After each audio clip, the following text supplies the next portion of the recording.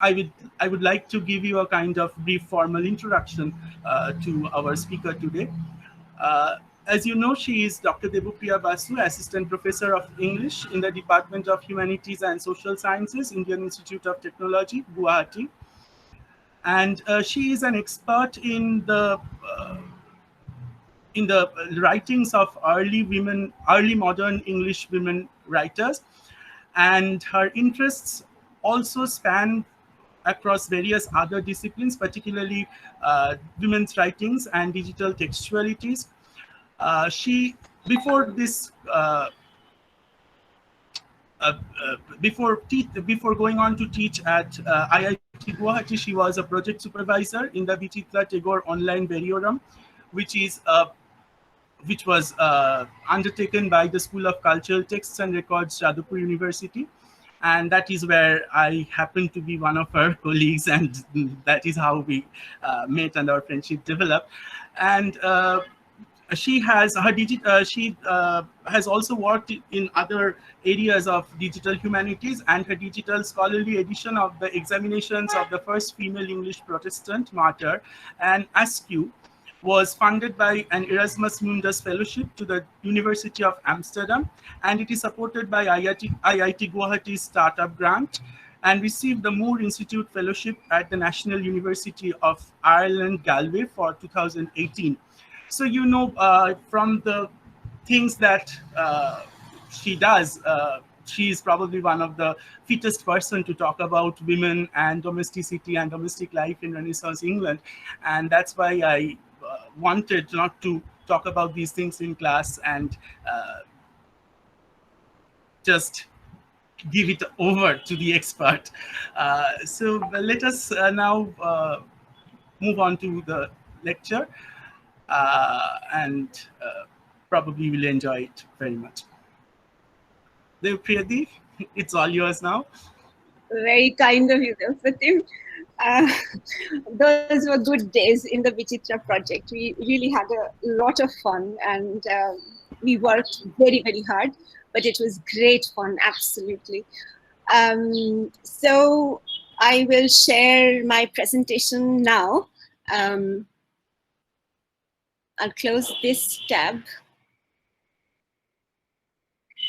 I think even if I have the tab open, people are probably going to be able to see. Can this screen be seen? No, you have to share it. I have to share the entire. Yes. I'll stop presenting and represent. Yeah, I'll do that. Right. So.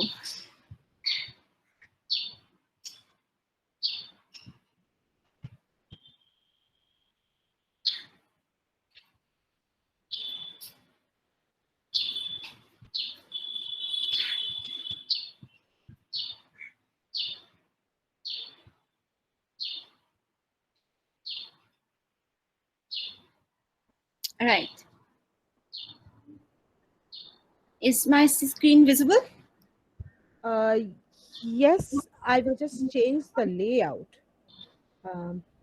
Yes, yeah, that might be a good idea.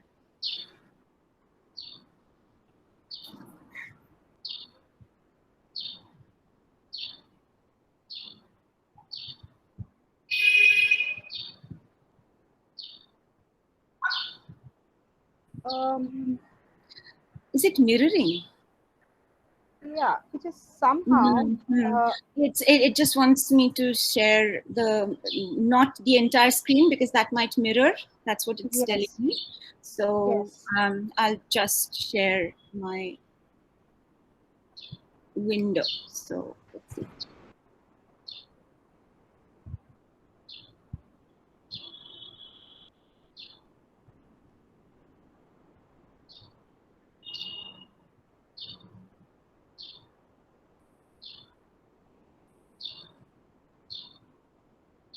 Is this better? Somehow it has gone off to the side panel, which is no. That's because it's. But that's you can because you're speaking. Yeah. No. That's because I haven't made this full screen. Okay. In that So case, it's fine. is this okay? Yes. We can see it, but we can't read anything. Is it still not full screen? No, it isn't. But it's Is it possible? Do one thing. Since there is a problem, just leave and return, or stop your presentation and return, something like that. yeah.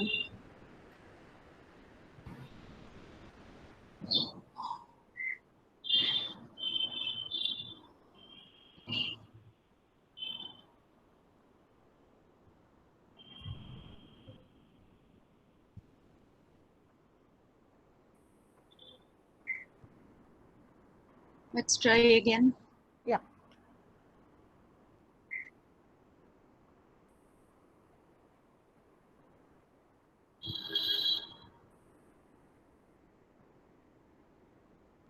Is this visible now? It is visible, but it hasn't got the spotlight, which it should. That is what was happening when you were doing the YouTube presentation. That was in the center, which is why we could read it. This would be difficult to read. I know. It's still not full screen, is No. it? So do not. I suggest it could be some. These things happens with the.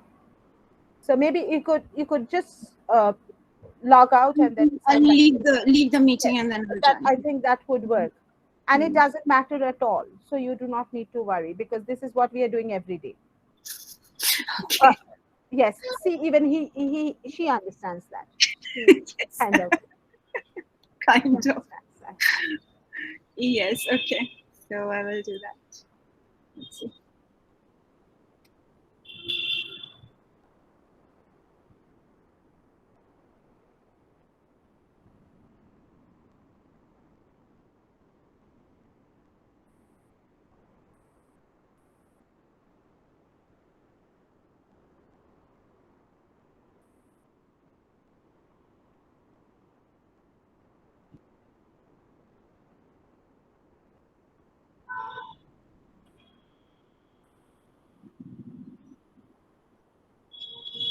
Let me try sharing my entire screen and let's see how that works. Are you like on two? Like it's another tab, or it's a PowerPoint?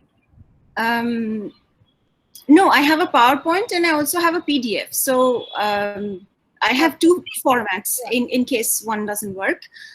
But I thought I would share the window, only the window, instead of my screen.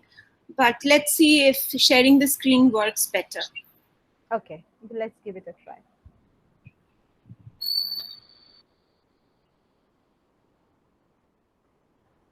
Okay, is my screen Yes. visible?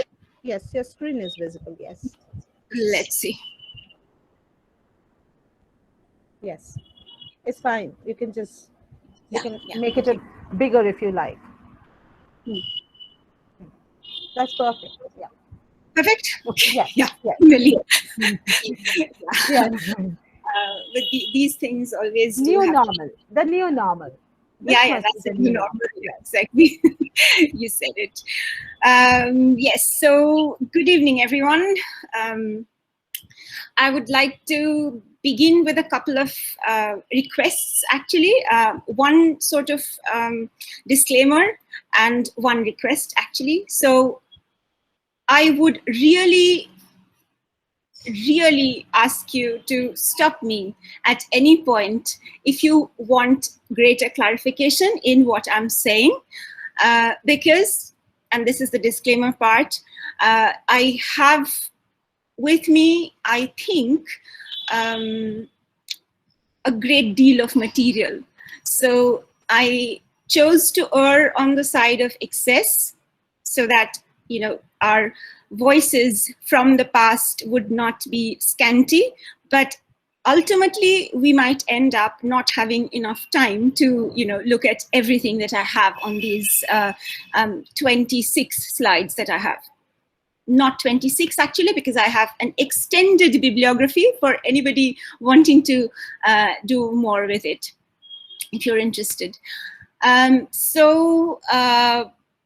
Having got that out of the way, there's one more thing before I will actually begin, and that is kind of related to the disclaimer, because I am a very strong believer in primary sources, and I hope to begin with this digression, which will hopefully illustrate how not being familiar with primary texts can actually lead people to be to gain a sort of slightly problematic or erroneous impression about the primary text that people are talking about. And that is actually my first slide. I don't expect anybody can read this. I mean, I'm going to share this PDF with everyone, so you can read everything at your leisure, but I can, of course, make this bigger. So this is just, as you can see, this is an illustration from the book Micrographia by Hook. This is what it looks like, if you can see this screen grab from YouTube. This is actually the book, the text in the book. So what this person here, who is a representative of the Bodleian Library, one of the most respected repositories of archival material and rare books and manuscripts.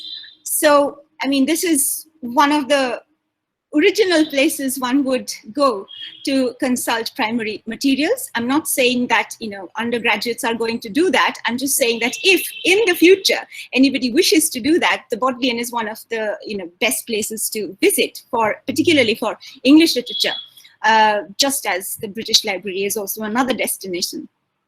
But you will look at, if you look at the CC, what this person is saying about the flea, and this is a flea.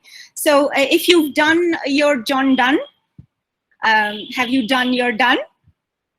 Okay, I can't see anybody, that's a problem. So if you, I'm kind of, so if you want to say anything, please unmute yourself and just say. Don't feel shy. And if you want me to stop and talk about something at greater length, then please do that too. Please don't feel shy, because then the entire purpose is frustrated. We don't go anywhere with it. Anything occurs to you, even the stupidest of clarifications according to you, because no question is stupid. But you might think, how can I ask this stupid question? Don't hesitate, is what I'm genuinely, sincerely urging you to do. Okay, ask me. Whatever thing you think needs a little more clarification, I'll be more than happy to do that. But since I cannot see your hands or your faces, you will have to unmute yourself. I know it's intimidating, but please try to do that, and then we can have a proper exchange instead of me talking at you or at the screen. I mean, that doesn't really make any sense.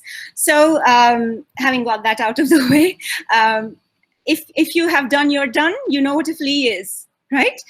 Donne makes a very witty play on what the flea does, and he uses the biting of the flea in a very playful manner, saying that this is the body of the flea because it has sucked your blood and it has sucked my blood.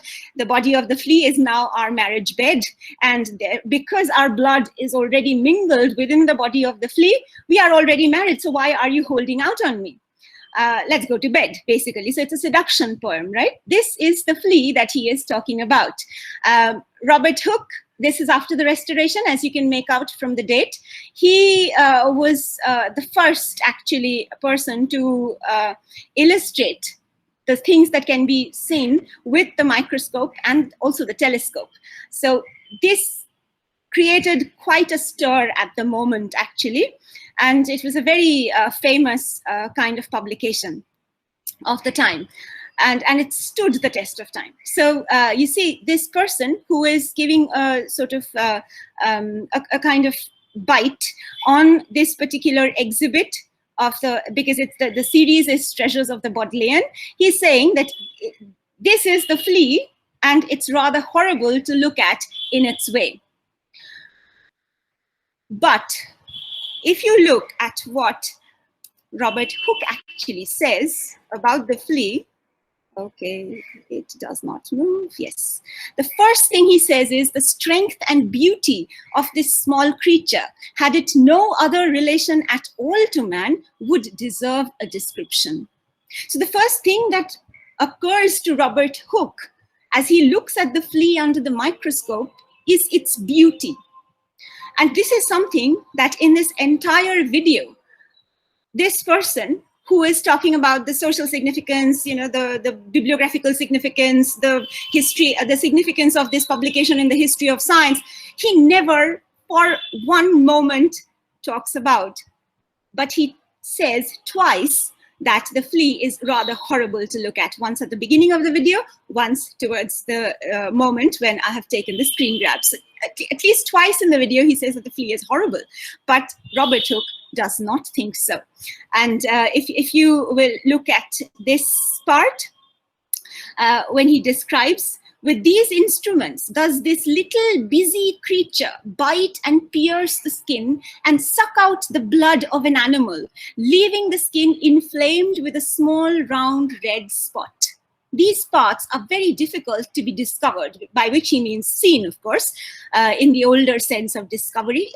I'm sure you've done your Shakespeare, so you know the discovery space on the Elizabethan stage, because for the most part, they lie covered between the forelegs. There are many other particulars which, being more obvious and affording no greater matter of information, I shall pass by.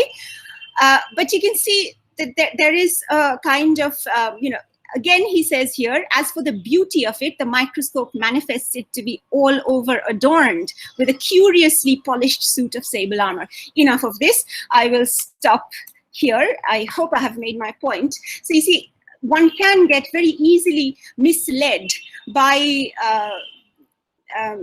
you know, secondary sources and second-hand information if one does not look at the primary text. That itself is very often a thorny affair, you know, interpreting a primary text, but at least then it's between you and your text. And we'll come to that a bit later when we're talking about the Reformation. Everything, you know, is connected. So what I'm going to talk about is broadly these four areas.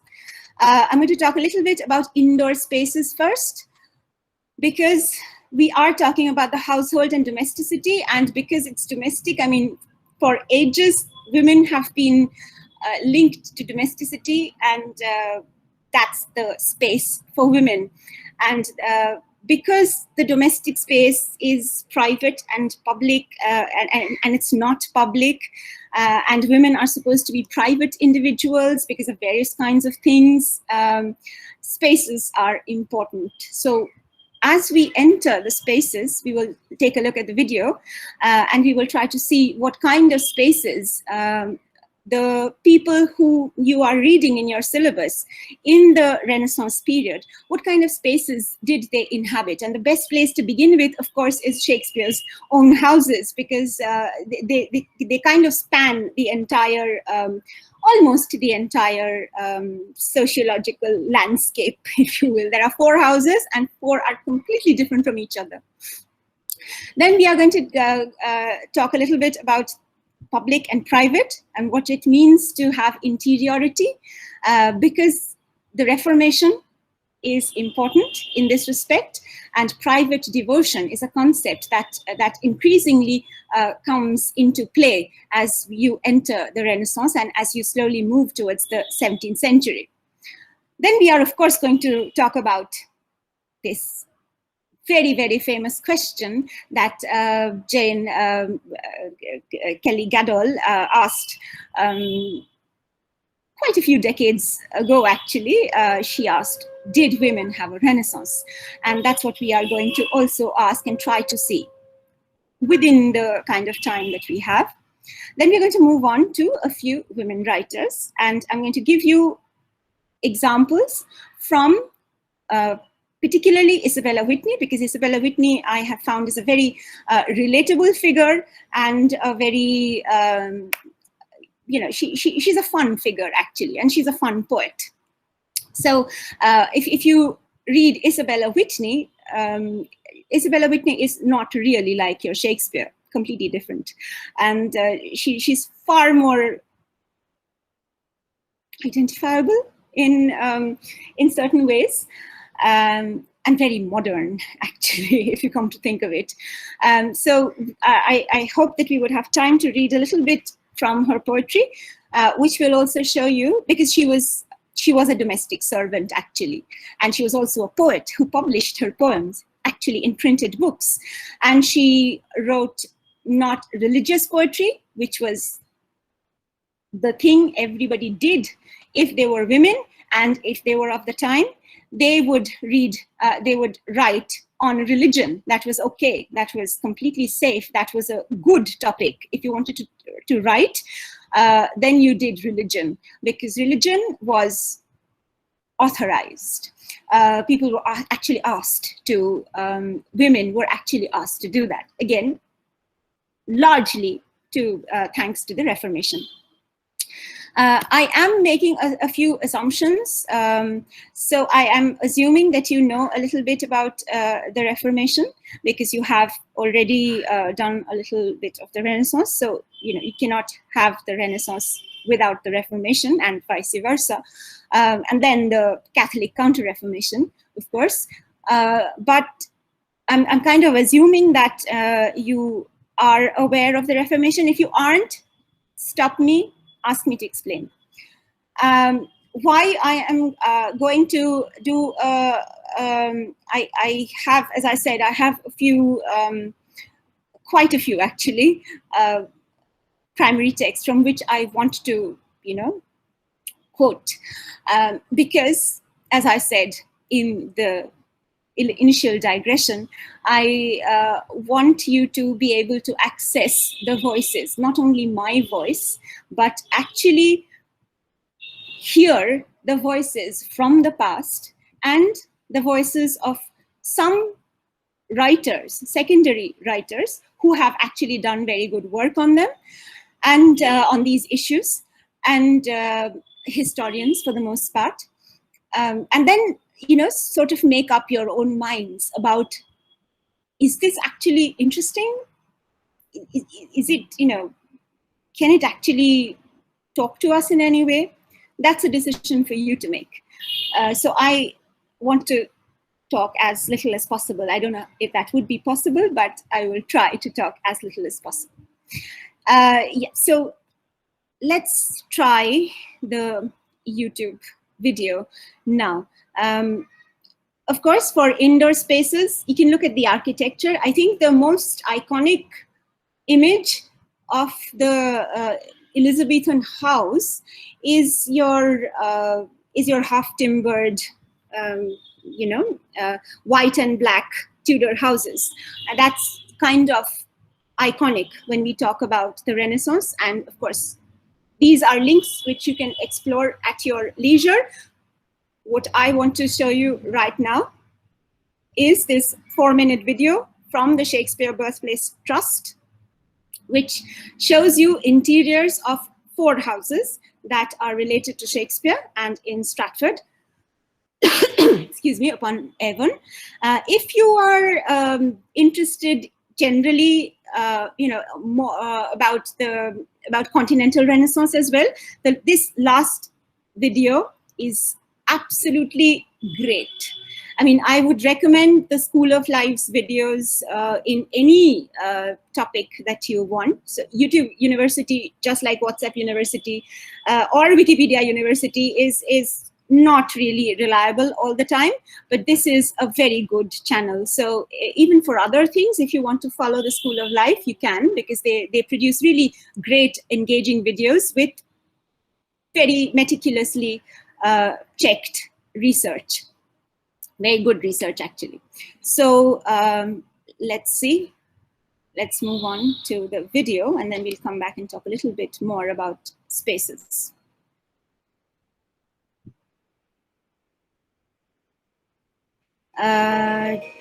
Just let me know if you can, if you can't.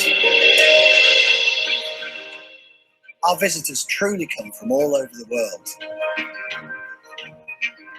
There are 5 houses here in Stratford connected with Shakespeare's family. When you come and visit us, you'll be surprised just how much of Shakespeare's work remains. Come and seek him out and find where he lived, the places he visited.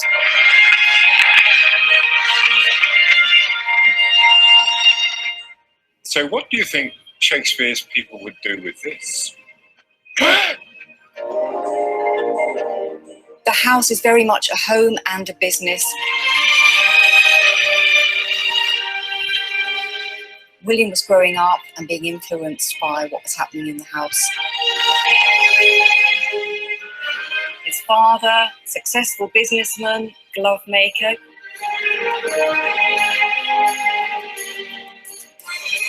Well, there are some people who think that those that lived in Shakespeare's time were rather shorter than we are today. But were they really?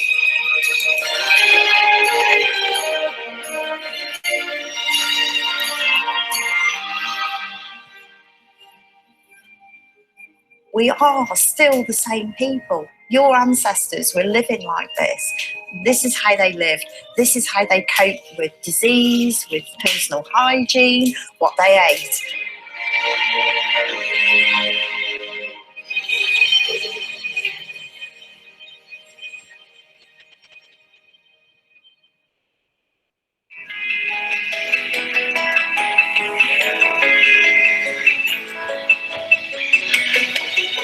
New Place, Shakespeare's final home in Stratford-upon-Avon. He purchased New Place in 1597 and owned it for 19 years until his death here. It was a significant property in the heart of Stratford-upon-Avon.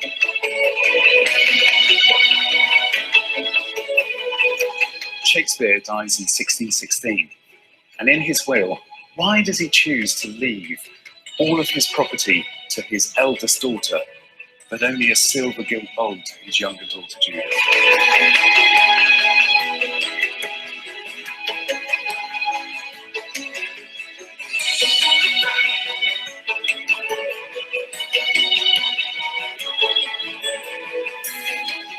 Now, in the time of Shakespeare, why were the beams so close together at the front of the house, but not at the back?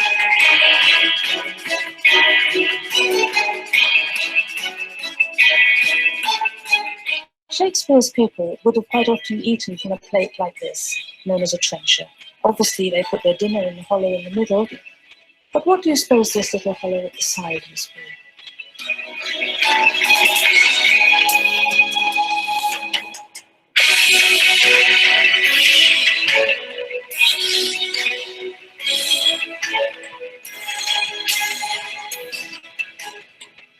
This was the home of Shakespeare's daughter. It was something like the third biggest house in Stratford.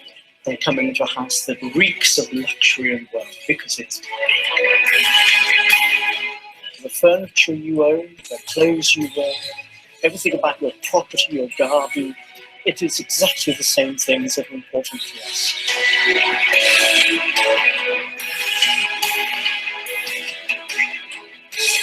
Come and join us on a journey to discover the life and times of William Shakespeare.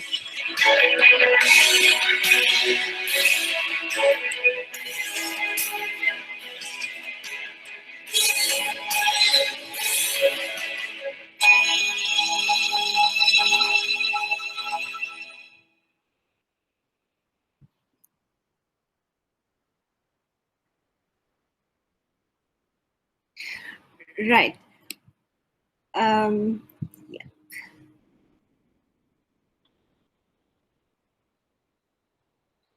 To get back to this, so why I wanted to show this particular video is, as I said, there are 4 different kinds of spaces that you can see.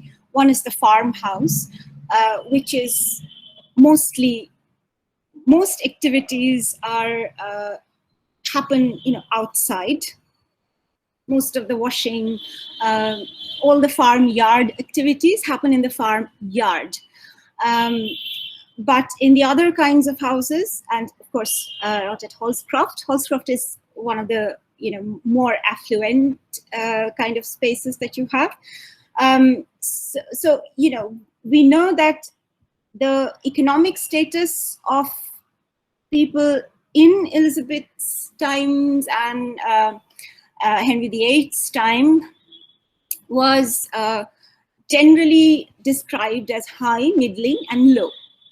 And most of the literature that we read, which comes out of that period, actually comes from the high income group, not even the middle income groups. Shakespeare is an amazing example, who writes classic stuff, although he comes from a middling kind of background, and goes on to become, of course, far more businessman, so he becomes very, very wealthy. But the really poor people would not be able to afford even a window. So, glass, timber, stone were really expensive materials unless they were locally sourced. Timber very often became scarce. So roofs would, for poor people, roofs would be thatched. For middling sorts, it would be slate or tile, ideally. And for the really rich sort, it would be slate. So, and windows, of course, because glass was really, really expensive. So for the very, very poor, their space would be one single room, just one room. There would be the hearth in the middle of the room, and the entire family, maybe, as many as 10, 15 people would live in that narrow, constricted space with the hearth in the middle. No fireplace, very often no chimneys either, because, you needed bricks to build chimney stacks. And the Elizabethan chimney stacks are actually very, very unique. They are identifiable as Elizabethan chimney stacks. So the very, very poor people would make mud houses, mostly with thatched roofs, and most of the space would be full of smoke, and people would be huddling together to sleep. In the middling sort of houses, as you saw in Shakespeare's birthplace, if you have noticed this big canopied bed, that's the master bedroom. The kind of space that you have would be bigger than the hovel, but not anything like the huge spaces in the manor halls. The manor halls, however, one architectural feature that came into play at about this time was this great hall, or the long gallery. So in the medieval manors, what you would have would be this big hall. If you remember your Beowulf, these warriors, they would just chill on the rushes in the hall, passing the mug or a horn of wine from hand to hand, and listening to the scop singing of stories, Beowulf and his mother, and so on. That is not the kind of space that now obtains. What you have now is you have an entrance. It's called an E structure, basically. So the middle portion of the E is your entrance. The two longer sort of arms of the E form your kitchen and sleeping quarters. And the moment you enter, the entire length of space that is that connects the two long arms of the E has an upper gallery. So the hall is below, where everything happens during the daytime. Life is lived, and this is important. Why? Because living in this very open manner kind of leads to concepts of private and public which are not the same as our concepts of public and private. Because you see, this hall is a very communal space. David Cressy, one of the major historians of this time, he actually has a book in which he talks about the concepts of public and private, and he sort of makes this claim that public and private did not really obtain in the sense that we understand it. Every activity, in a sense, was communal. That's very interesting, isn't it? Because there are some things that we are trained to think as private. For example, sleeping. So sleeping is a private activity, and sleeping is not something that you share with everybody. But imagine this small space in which 15 people live. What is your sense of privacy? What is your sense of person or personhood when you are sharing that space to do the most intimate things that are possible between one human being and another? How would that affect your idea of what is private and what is public? And especially in these halls, and this is of course for the more affluent types, the manor halls, for example, what would happen was the entire hall would be a communal space. People would be in and out all the time. And there would be very, very little option to actually withdraw into a corner. So this is from this need, you have what is known as the withdrawing room. And that withdrawing room is a much later development, what we now call, or we used to call, the drawing room, or which is now called the living room. So this idea of the withdrawing into a more intimate space than the Great Hall derives from the architecture of these manor houses, the E shape of the manor houses. And the long gallery is important because that is actually, because it spans the entire length of the house, it would actually serve as a place in which women would pace and take their exercise. So, if you because women were not really upper class women, mind you, upper class women were not encouraged to go really out into the street on their own, definitely not on their own.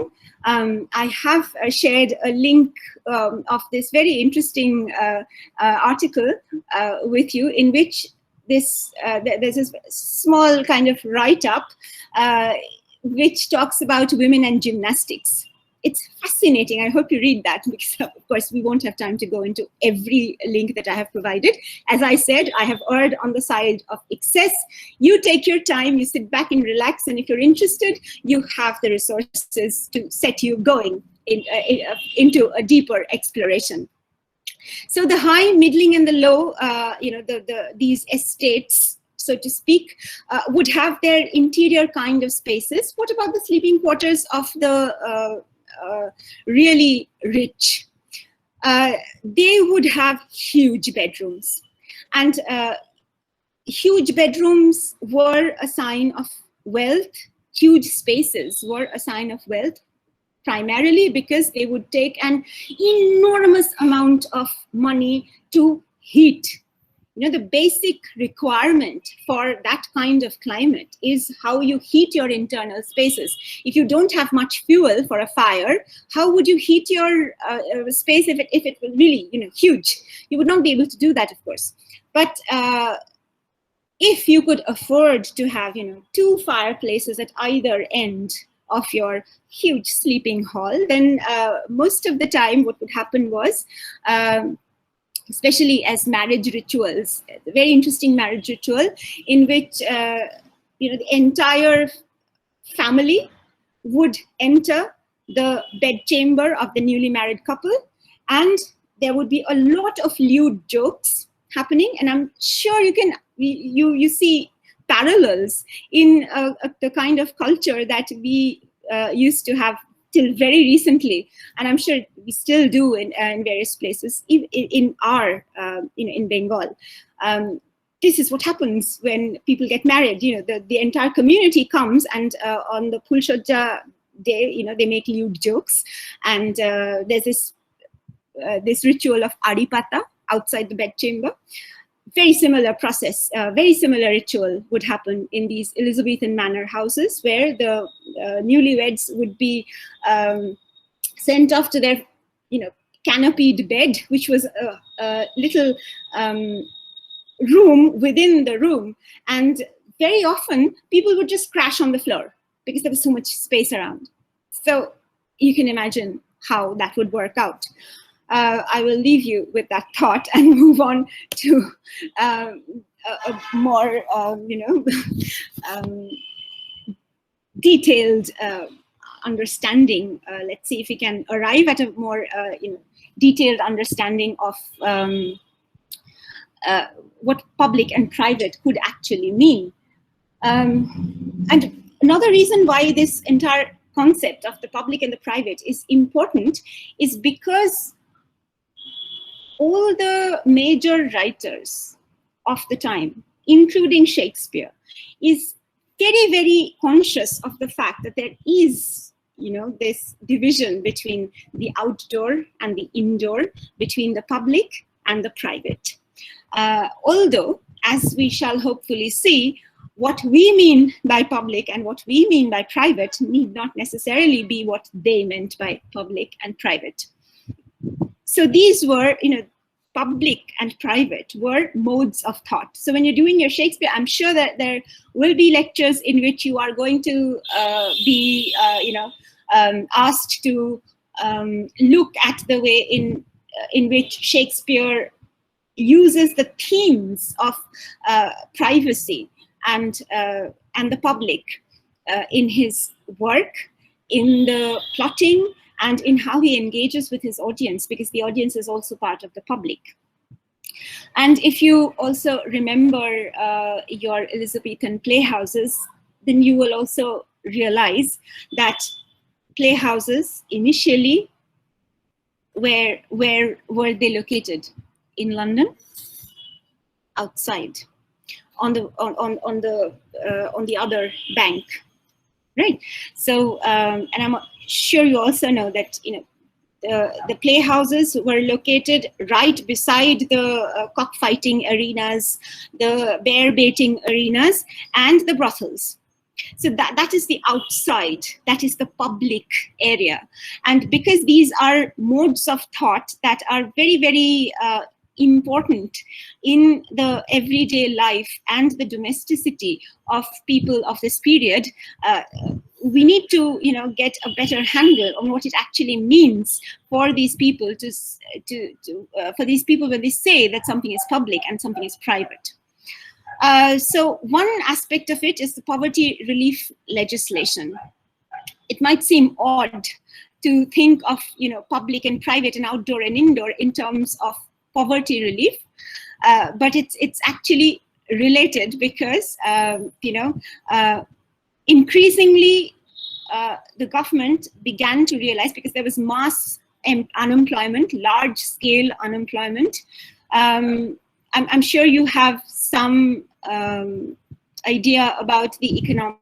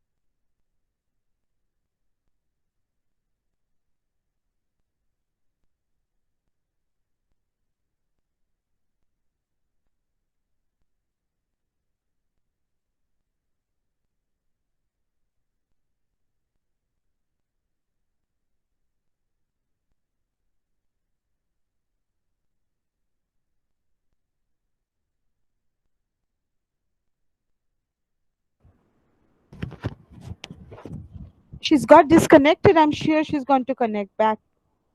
So just wait. We are all waiting.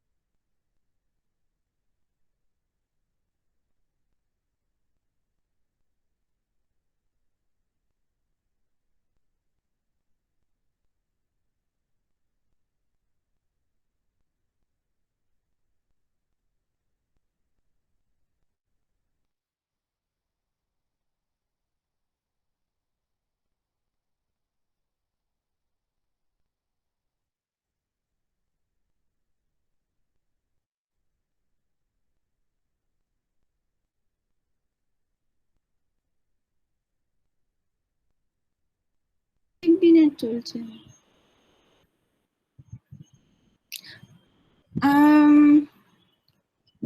Yes, we can hear you, Debapriya. Yeah. okay You got can you also the see my publisher screen? protection. The screen is not showing now, Okay, but I'm here sure I it's am. showing. Here I am talking away 19 to the dozen, and nothing shows. Okay, can my screen be seen now? Yes, absolutely. So, yeah, fine. Okay, sorry about that. I had no idea. Thank you for calling me, Debapriya, and letting me know. Maybe having it full screen is not a good idea. Anyway, I was talking about the deserving poor, the undeserving poor, and the deserving unemployed, the three categories, and these these are significant because these categories define the kind of relief that may be granted to these people, the deserving poor and the deserving unemployed. And one of the ways in which they could be helped was outdoor help and indoor help. So outdoor relief would be if you would provide people who could not afford clothes, money, all of these external commercial things. If you would deliver food to them, say for example, they have their own housing, they have their own houses. It could be a mere hovel or a hut, but they do have their own housing, and what the community provides them is outdoor help. On the other hand, you have indoor help, which is actually the beginnings of workhouse culture in Britain. So if they have lost their accommodation, if they do not have a place to stay, then again the guilds or the local landlord would make some arrangement for the poor to just shelter them from the elements. And if you've looked at Lear, you will know what we are talking about, because madness, masterless men, vagrancy, deserving unemployed, deserving poor, undeserving poor, these debates, Lear actually, apart from the 50 other things that it does, Lear also engages in these kind of debates. The second point is, maybe I had better show this as I'm talking about that point. So if you can see, this is an image from Geoffrey Whitney's choice of emblems and other devices, which was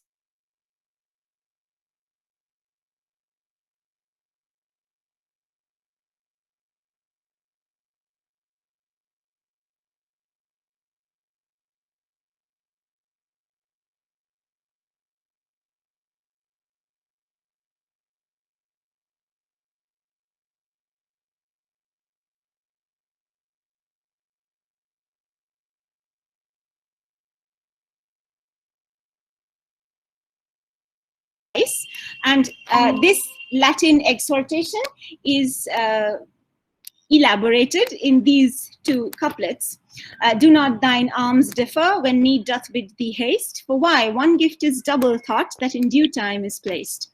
Or so, when to the poor thou givest, make speed the same to do, because one gift in time bestowed is worth some other too. So these were the kind of, very popular. This is a very popular publication. It's not highbrow, it's not intellectual. This is just meant for people to buy. And I'm sure you know a little bit of the background of literacy. Increasingly, the common people are getting more and more literate, which is why you have the entire, the printing revolution, which kind of plugs into what we know as the Renaissance, because without the printing revolution, we would not have the Renaissance, arguably. The Renaissance is essentially textual in nature. Whatever happens, happens because of books, because of what people are thinking and writing down in books, because more and more people are reading. Reading is an activity that is, looked at with a lot of enthusiasm. A bit like the way we would surf the internet now. That's the in thing to do. Reading at that point was the in thing to do. If you were half literate, if you are half literate in in the Android format. I hope I haven't lost connection.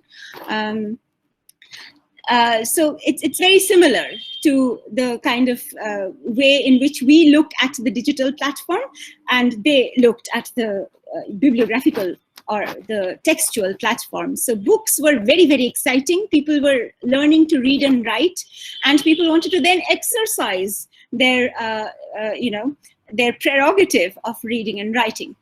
To get back to the next point, the Reformation also contributed to this idea of this public and private, this dichotomy between public and private, these two, binary ideas of public, private, outdoor, indoor. Why?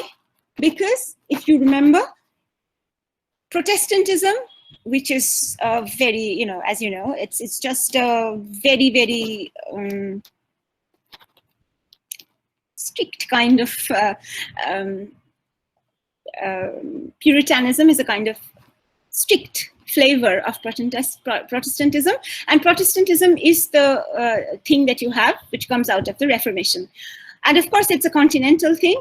I have shared with you actually this BBC documentary series. If anyone is interested in documentaries, some of you might be. Some people simply don't have the patience, or they don't want to watch documentaries. If you are the documentary watching type, then do check out this BBC documentary series on the Renaissance in England, because it's led by an historian, and he says, oh, you think that everything while the continent was having its Renaissance and its Reformation, England was this island out of the way of everything, completely detached, nothing was happening, there were savages down there. You are wrong. And it's a fascinating series. So if you are interested, at least one is available on YouTube, but it's almost an hour long. So if you aren't the patient kind, you will probably not do that.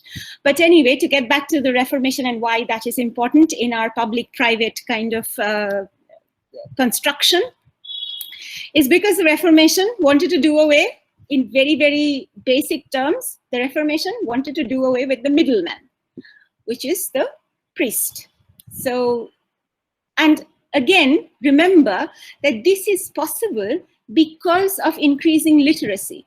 It's because people are getting more and more literate, they can actually read the Bible, and the Bible is therefore also being translated over and over again in various places. And I'm sure you know about the history of the Bible, because the history of the Bible is a fascinating and extremely bloody history.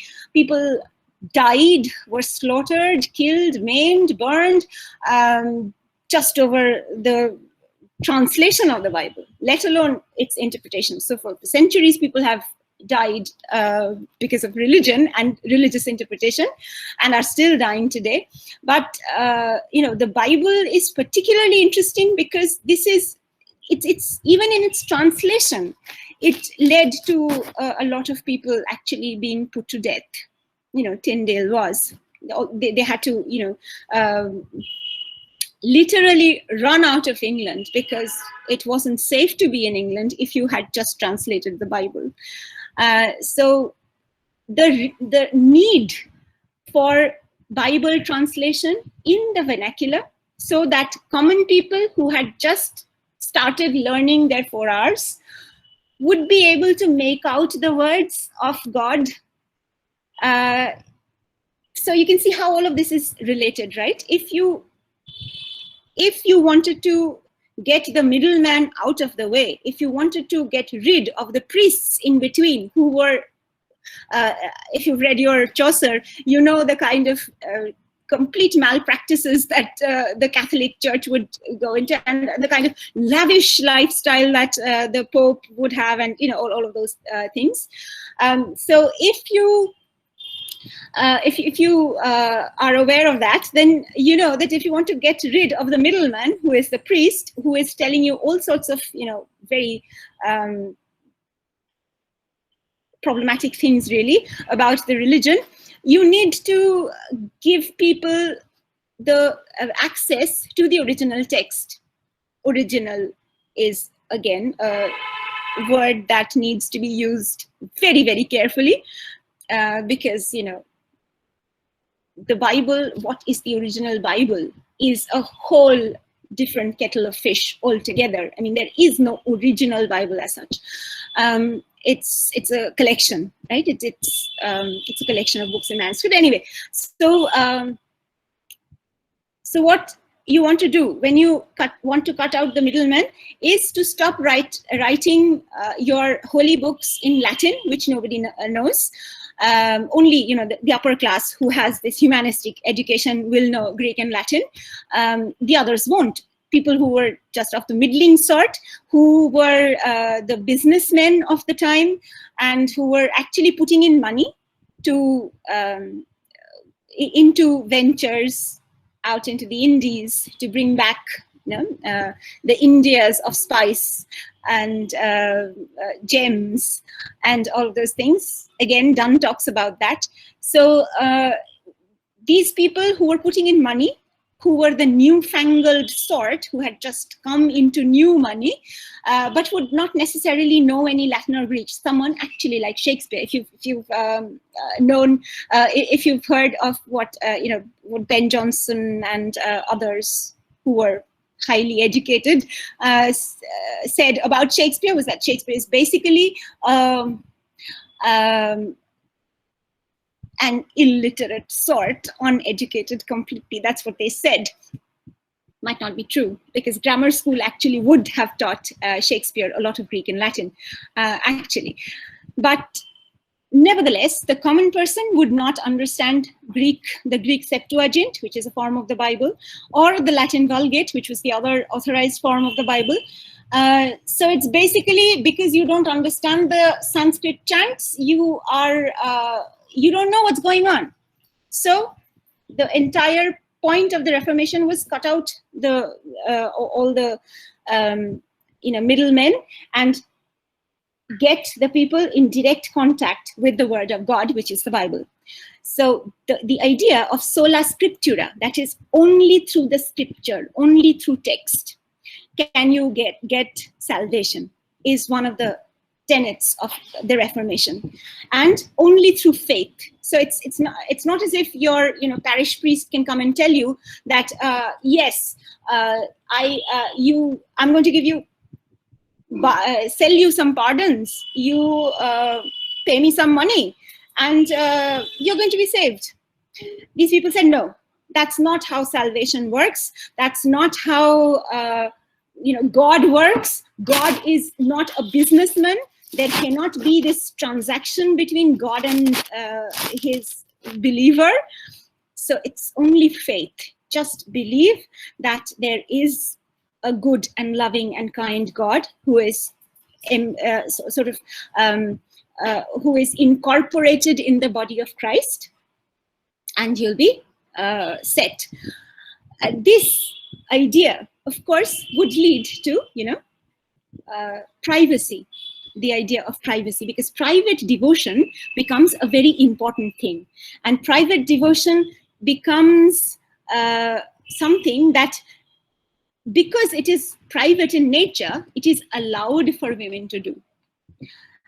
Mind you, it's not only men who do that. It's not only women who do private devotions, private prayers. It's also women. It's also men, but women are allowed to do that. To do this. So this allows women to enter this field, this male-dominated field, as it were. Take a quick look at this one. If you look at this illustration, you will see it's called a lively picture describing the weight and substance of God's most blessed word against the doctrines and vanities of man's traditions. This, of course, this came out in John Fox's Acts and Monuments, which was very, very partisanal. It was all about the Protestants. It came out in 1576. The first edition was a huge bestseller, hugely best-selling book. In this, you have this illustration.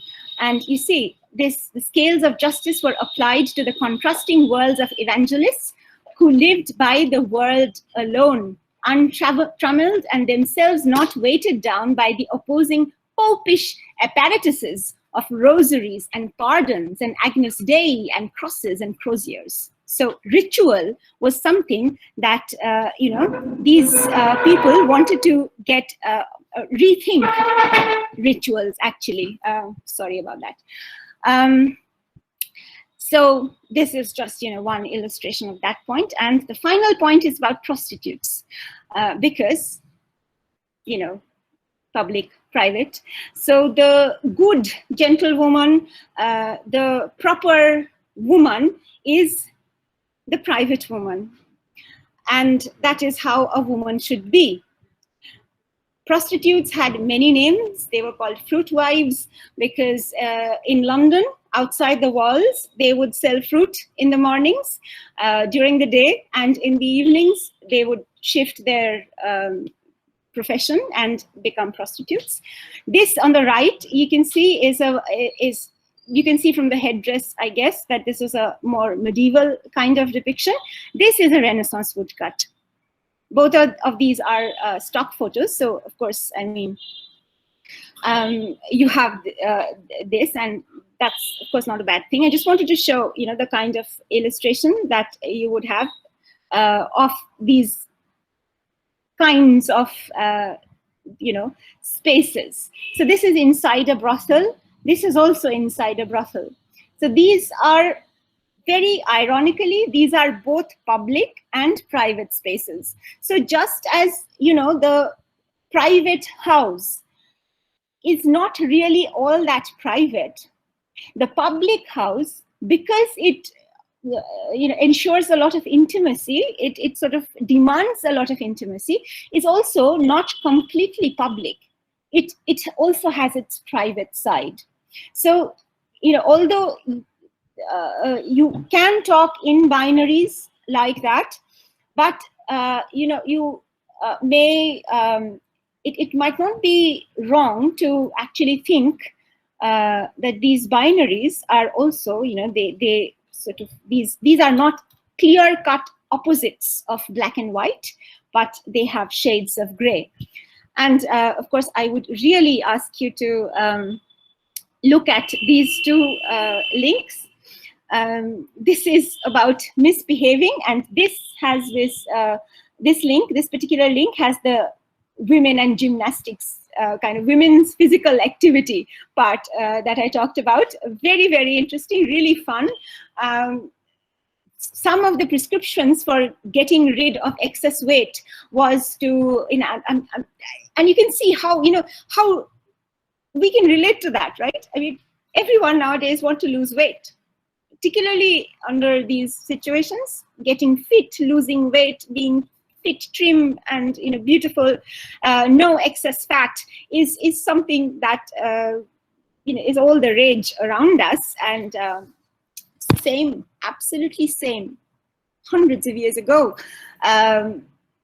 someone actually said that many people, many writers would say that the best way to keep the flesh off is to go on a carriage ride, because the carriage ride, the roads were terrible, absolutely. So a carriage ride would jerk you in such a way that it would actually lead to losing weight. It's in this link. So if you are interested, please go and check this out. And this is about a book that came out very recently. That's also a very fascinating book. I mean, you can read about the book. I'm not asking, I'm not even dreaming that anyone's going to read it. I'm just saying you can read about the book and about what it says. Right. So just a few, two more things when we are complicating privacy. Till now, I was talking about more like 16th century, 1500s. This is 17th century, late 17th century, Erica Longfellow's thing. So she gives an example, and this I think is a very, very telling example of public and private. The gentlewoman Elizabeth Isham, however, had a closet, and incidentally, the closet in Elizabethan houses, in houses of the Renaissance, there would be a closet, a small space. And when we say today that this person is out of the closet, we mean this closet, this particular kind of space. Because it was thought for a long time that, two women or two men would withdraw into the closet and close the door, and that would be a private space, and you never know what went on in that closet. So, but the closet also had many varied purposes, and this is something that Erica Longfellow is actually talking about, which in this case, she says, seems to have been both a pantry and a space for reading for Elizabeth Isham, and the leisure to use it from a young age. Isham records in her autobiography that her mother allowed her a closet of her own after she had discovered that her keys would open her mother's closet. So her mother wanted more privacy for herself. So she said, okay, don't invade my space. Don't come into my closet. You can have a closet of your own. Virginia Woolf, Room of One's Own. At first, Isham used the space for secret misbehavior, sneaking fruit away for herself. Her parents, and she quotes, not knowing what I did in secret, but my conscience had often reproved me. However, her elder self remembered the lessons of devotion learned in that space. Yet, Lord, thou gavest me the fear of thee in these times, for I remember the books which I had in my closet, reading and praying to thee in secret, thinking myself safe in so doing. So you see, sneaking away fruit and having a secret midnight snack is the same as reading a book. Same kind of secrecy. What do we think of the public and the private in these terms, in these situations? For early modern individuals, private, Longfellow goes on,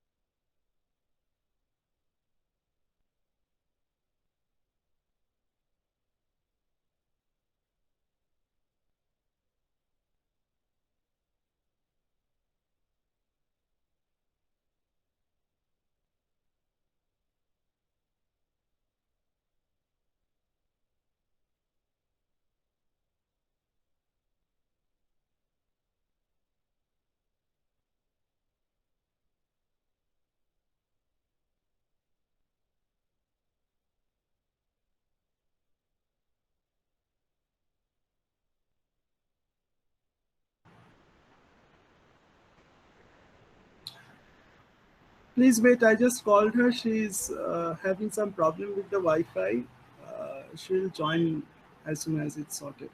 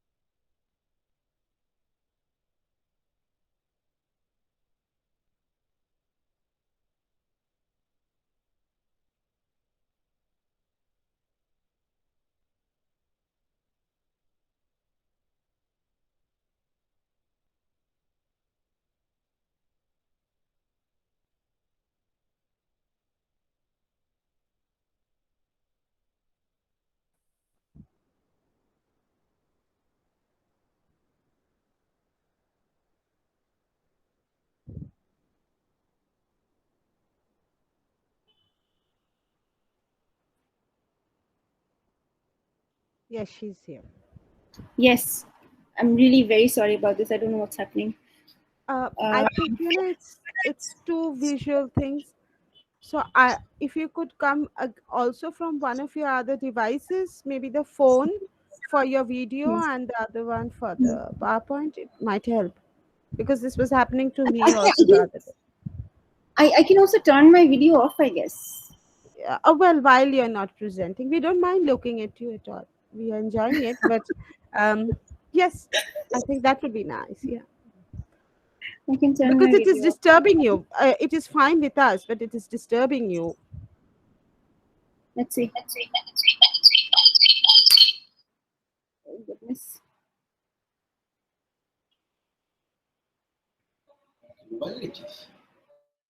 Back up.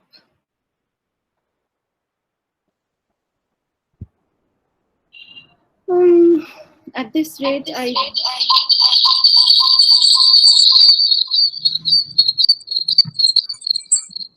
terrible feedback.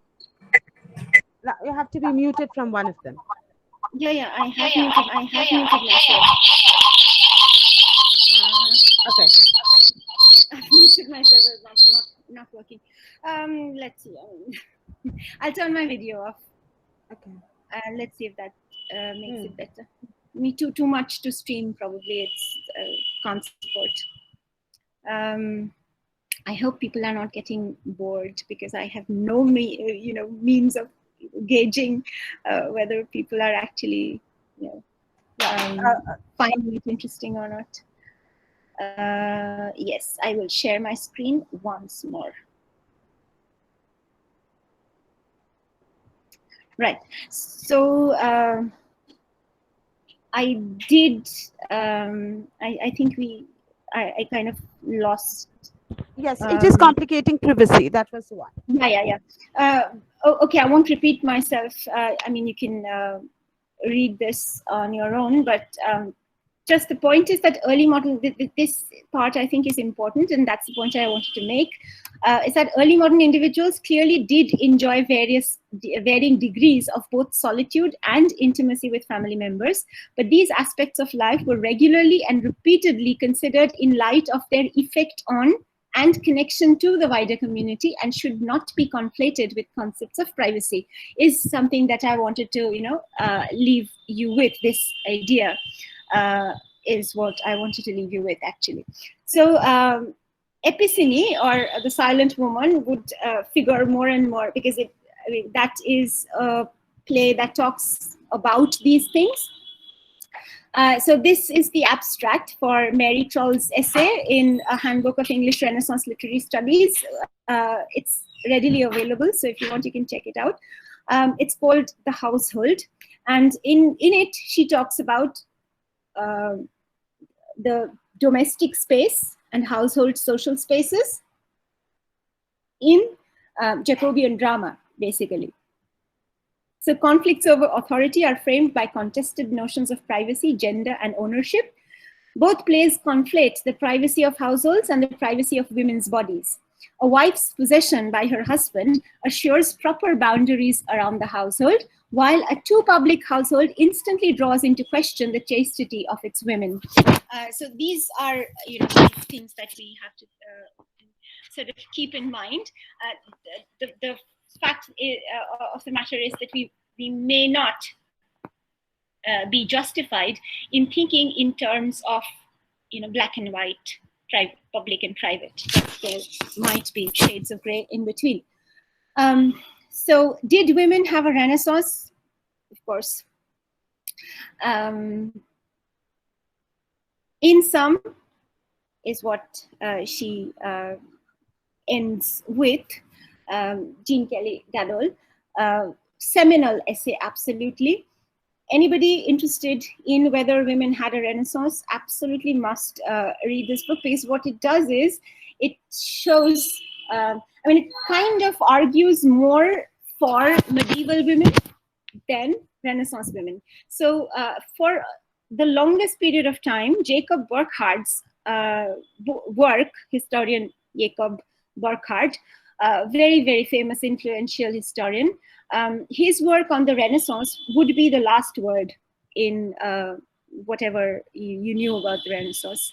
And according to Burckhardt, the Renaissance gave opportunities to women, and it allowed women to, because of its philosophy, of course, of the, all the Neoplatonism going on at the time, his contention was that women were equal to men in the Renaissance. And he based his arguments on figures like Mary Sidney, Philip Sidney's sister, who wrote with him, who finished his poems, finished his psalms. So aristocratic women, Erasmus's daughters, Thomas More's daughters, who were really accomplished women. Elizabeth I herself, who could address the parliament in Latin, which nobody wrote for her. She actually could address, and did, address parliament and Oxford Downs in Latin, which she composed herself. So she was a very, very learned person. And so for Burckhardt, this was possible because of the Renaissance, because it was a time in which a certain kind of, the Ficino kind of philosophy, the Neoplatonist kind of philosophy was happening. It was a time of unrest, and a lot of things were happening, basically. Jean Kelly says, not really. So that's her revisionist approach to Burckhardt's authority. And she kind of makes a case for Renaissance women losing the kind of agency that they would have in the Middle Ages. And she bases her entire thesis on the fact that, on the courtly love ideal, actually, because the courtly love ideal is apparently something that takes away. If you're familiar with your Petrarch, you will know what he does with his Laura.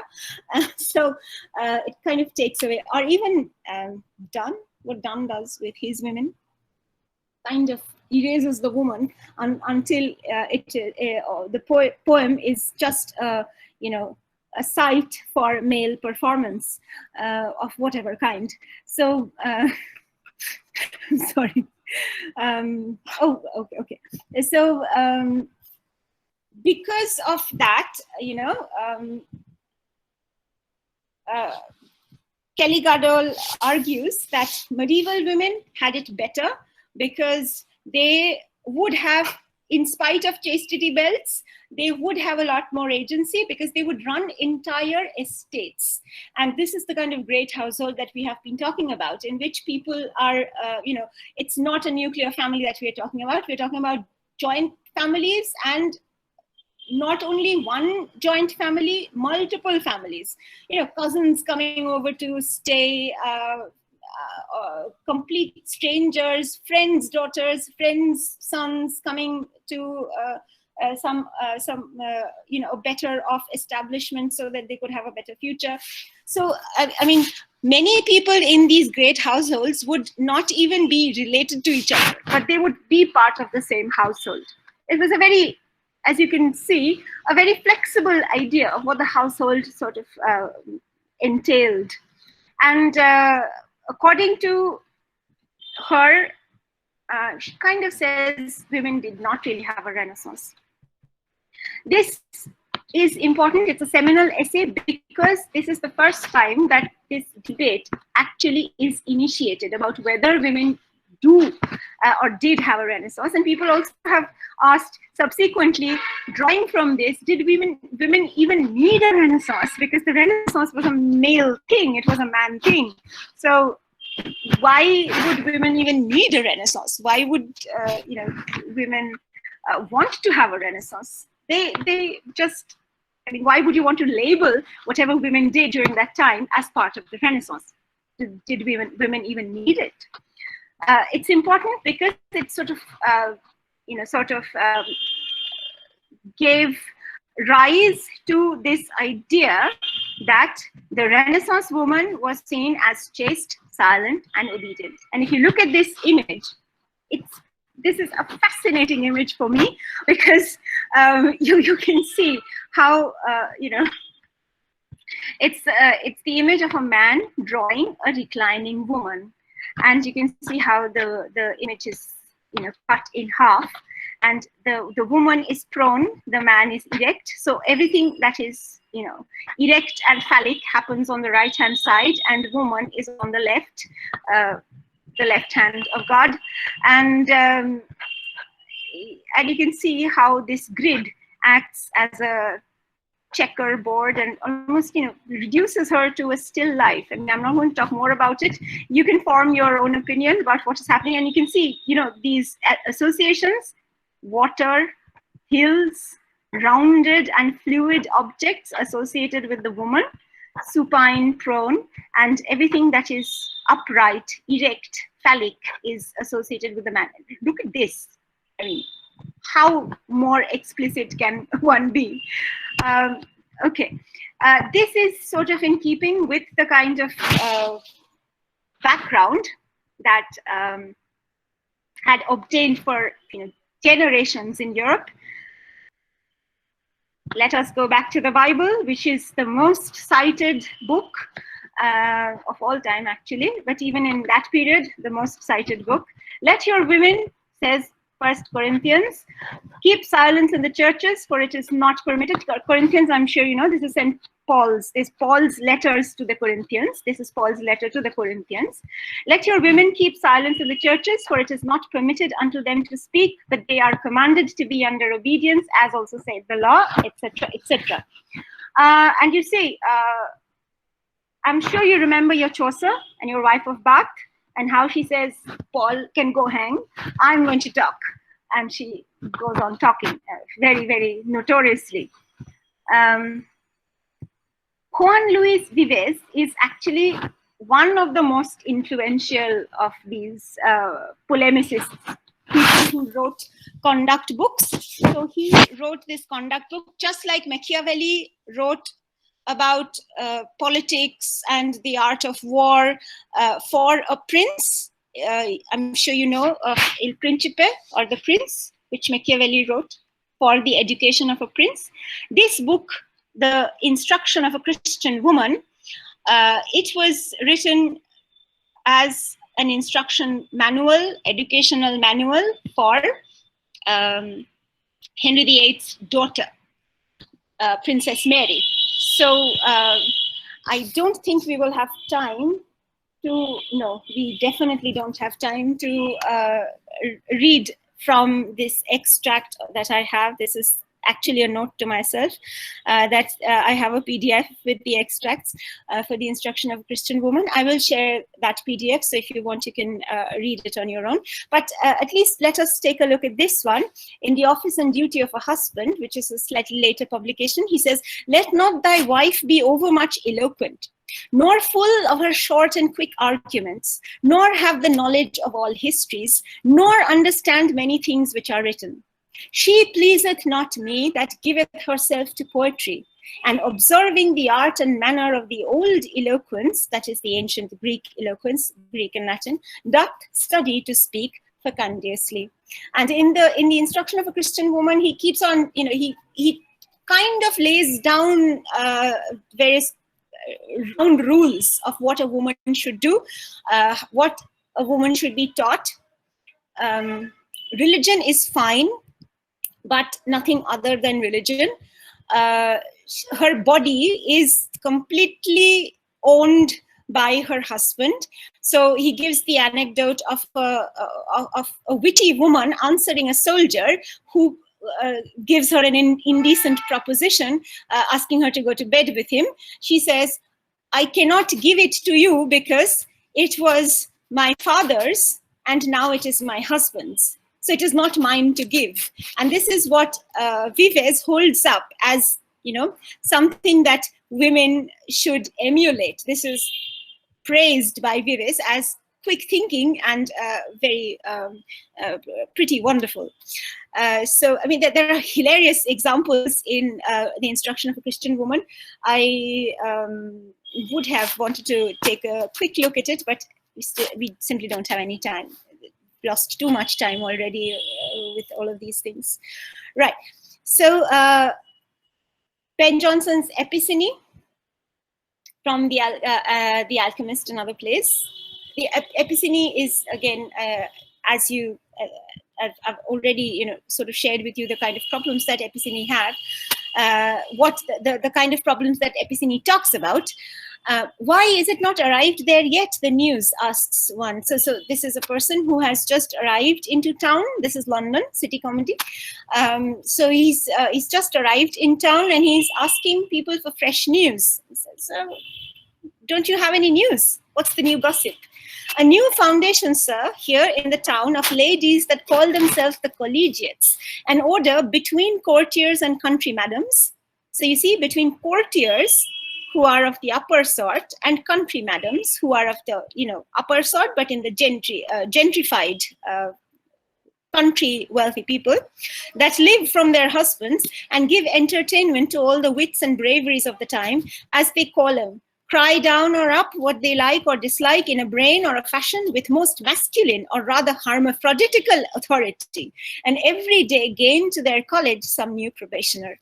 And if you've heard of Margaret Cavendish, Mad Madge, Duchess, and considered to be extremely eccentric, and also writer of a science fiction novel later on, slightly later in the 17th century. If you've heard of Margaret Cavendish would fall under these kinds of collegiate women who were too learned, collegiate ladies who were too learned for their own goods, for their own good.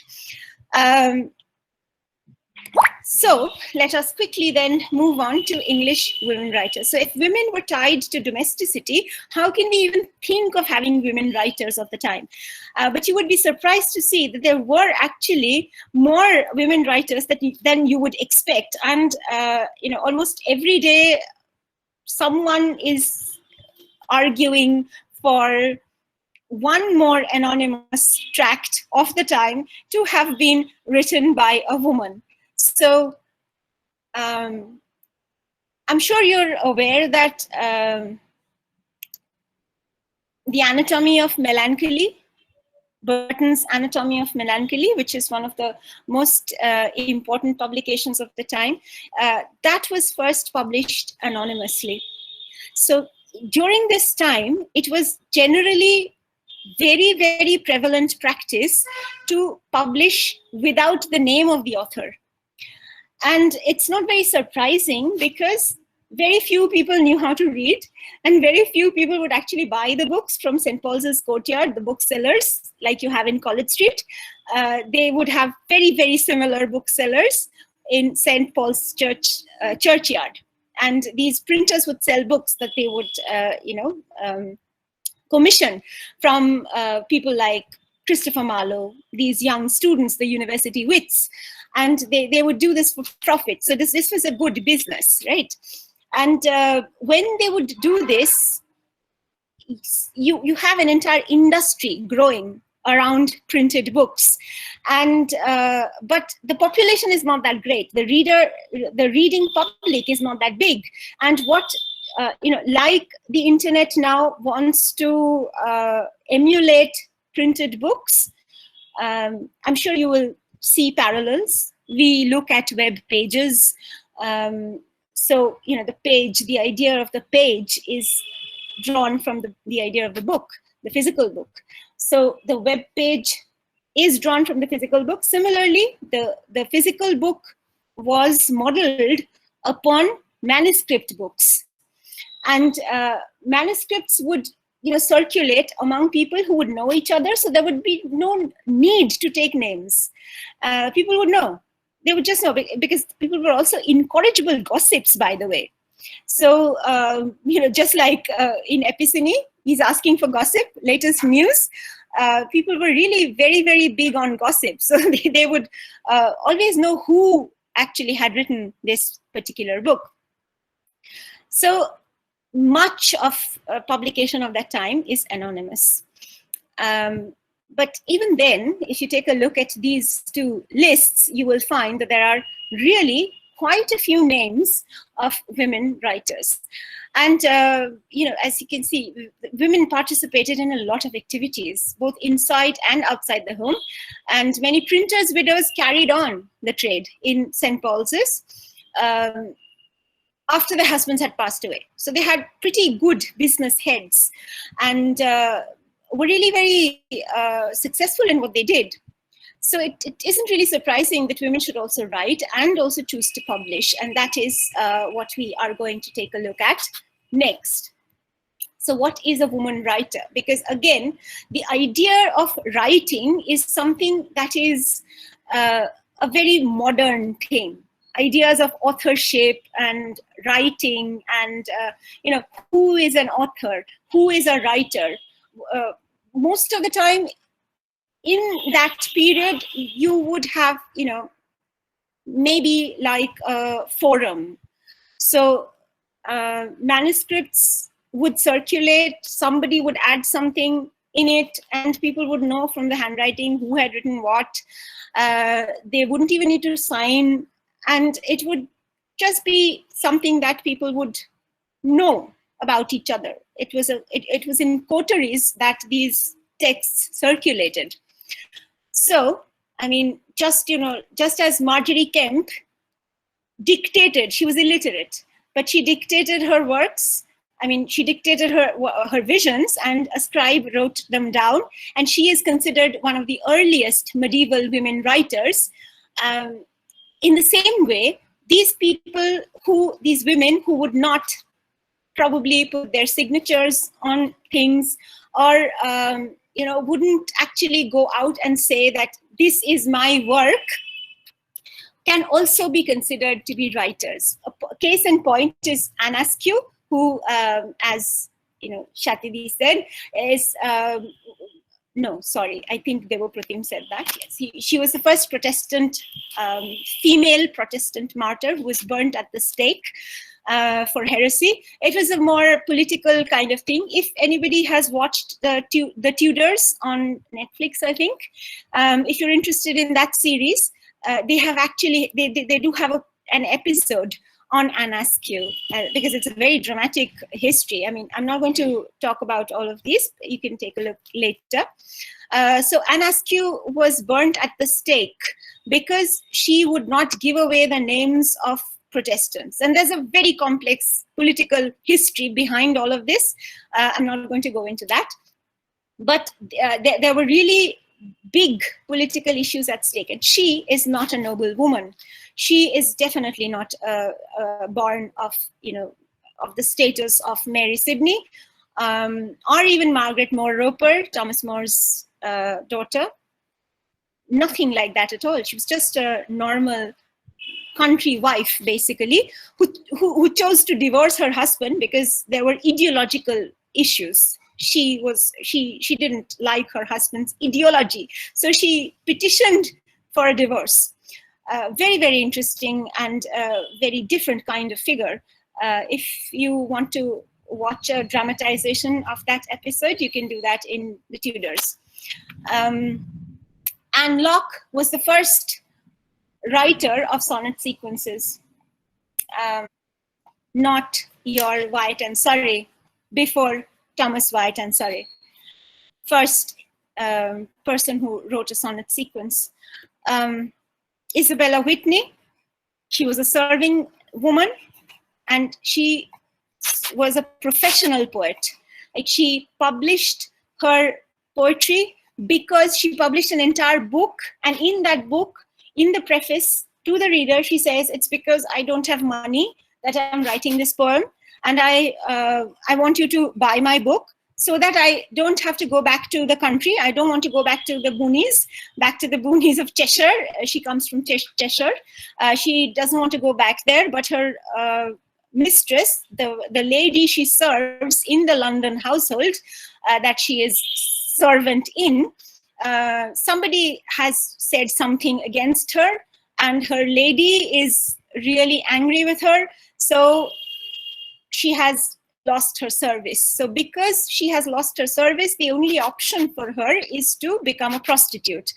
If she doesn't want to become a prostitute, she cannot, of course, she's a virtuous woman, she does not want to become a prostitute, so she writes poems and says, asks her readers to buy her book of poems so that she will, so this is like, the poverty law in action. It's like, if you buy my book, then you will be doing charity. And I can sort of assure you that you are not going to be shortchanged, because I'm going to give you good stuff, don't worry. So please buy my books, and if you buy my books, then I won't have to go back to Cheshire. I can live in London because I love London. And this is a sentiment that Londoners would completely appreciate, because, Londoners would want to live in London. They would not, I mean, it would be like horrors to think of, leaving London. So she very wittily plays on these kind of expectations. And she's, as I said, she's a very, very enjoyable writer. Anne Dowrich was the first person to write history in verse. So she wrote a 2,400 line poem, and around the 1560s and the 1590s, this poem is towards the end of the 16th century. And so these are like, apart from the, these are commoners, as I have said in the title. These are not kings, or these are not aristocratic people. These are common women of the middling sort. Of course, the very poor would have access to nothing, so they could not be even expected to produce anything. But these women had access to the rudiments of education and had literacy, and therefore produced work that is really very arresting and pretty entertaining to boot. So we will take a very quick look at Isabella Whitney, and then we will wrap up. I will take probably 10 more minutes, if that is okay, Debapriya. Maximum 10 more minutes. Is that okay, yes, or am I? Yes. Okay. Yeah, okay, thanks. I don't want to keep people from dinner. It's a Friday night after all. I'm sure all of your students are, cursing me inside and out. What am I doing on a Friday evening? Anyway, so this is the dedication of Isabella Whitney's book of poems, which is called A Sweet Nosegay or Pleasant Posy, containing 110 philosophical flowers. And these philosophical flowers are very similar to, if you remember, the emblem about poverty by Geoffrey Whitney that I had shown before. And Geoffrey Whitney was Isabella Whitney's brother. So that is an established biographical fact. Very difficult thing about these women is also getting hold of their biographies, because you see, they would probably only be noted in the parish registers, the date of their birth, the date of their marriage, and their date of their deaths. But in between, they would get married and their names would change. So it's very difficult to track one woman and to see what actually happened to her, because nobody thought women to be, important enough to record lives for. And this is something that women sort of sought to correct, because they started writing autobiographies in the form of mothers' advice books. So if you were almost on your deathbed, and again, people would give birth, women would give birth in the house in very unsanitary conditions, and therefore they would die of puerperal fever, which was called the childbed sickness. Many, countless women died, and this is before penicillin, so of course there's no antibiotic.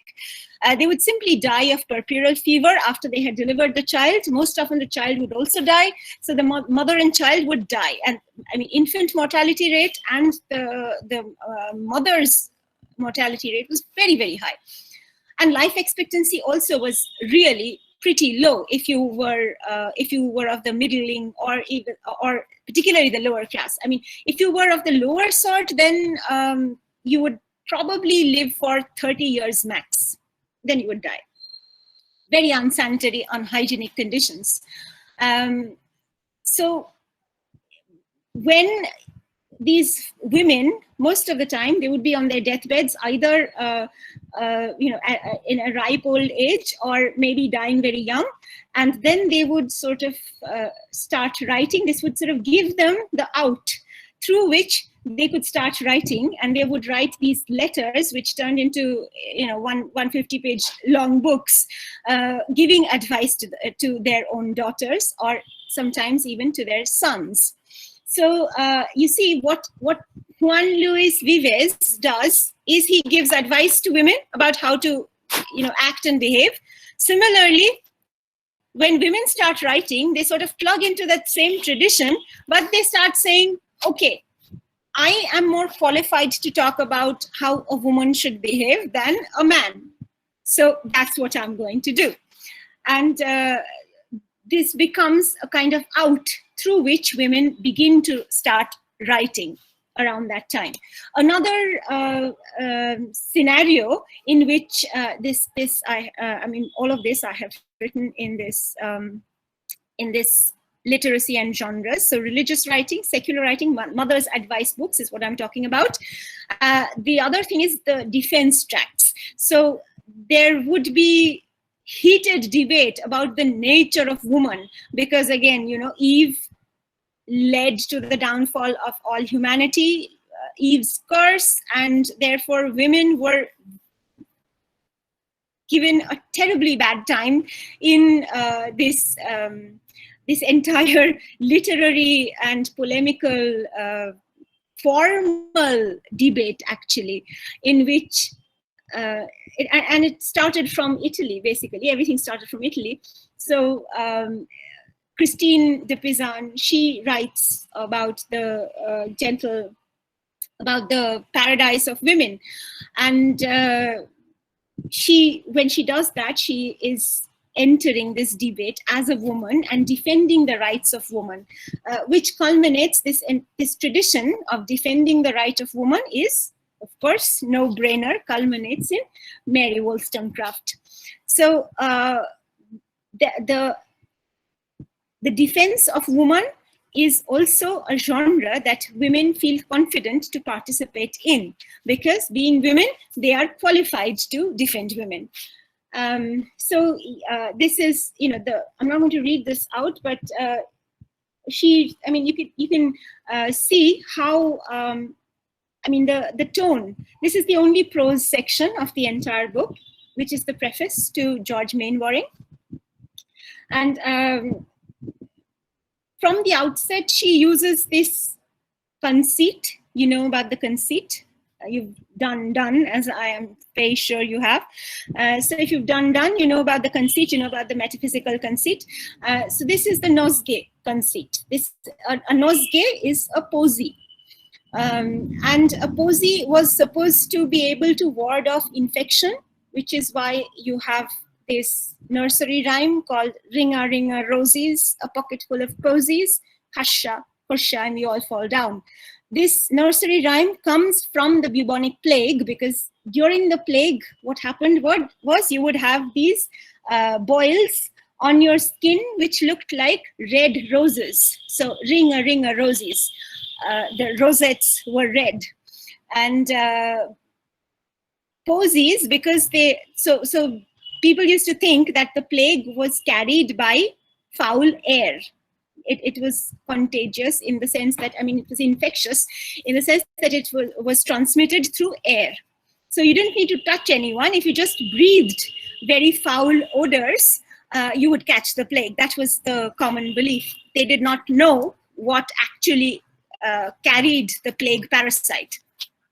So they thought that if you carried a bunch of sweet-smelling flowers in your hand, it would ward off infection. So Isabella Whitney uses this general concept and, completely translates this into the book that she's making. So this is a conceit that she uses, the conceit of a posy, of a bunch of flowers, which are sweet-smelling and are going to ward off moral infection. So this infection becomes metaphysical instead of the bubonic plague, which is a physical infection.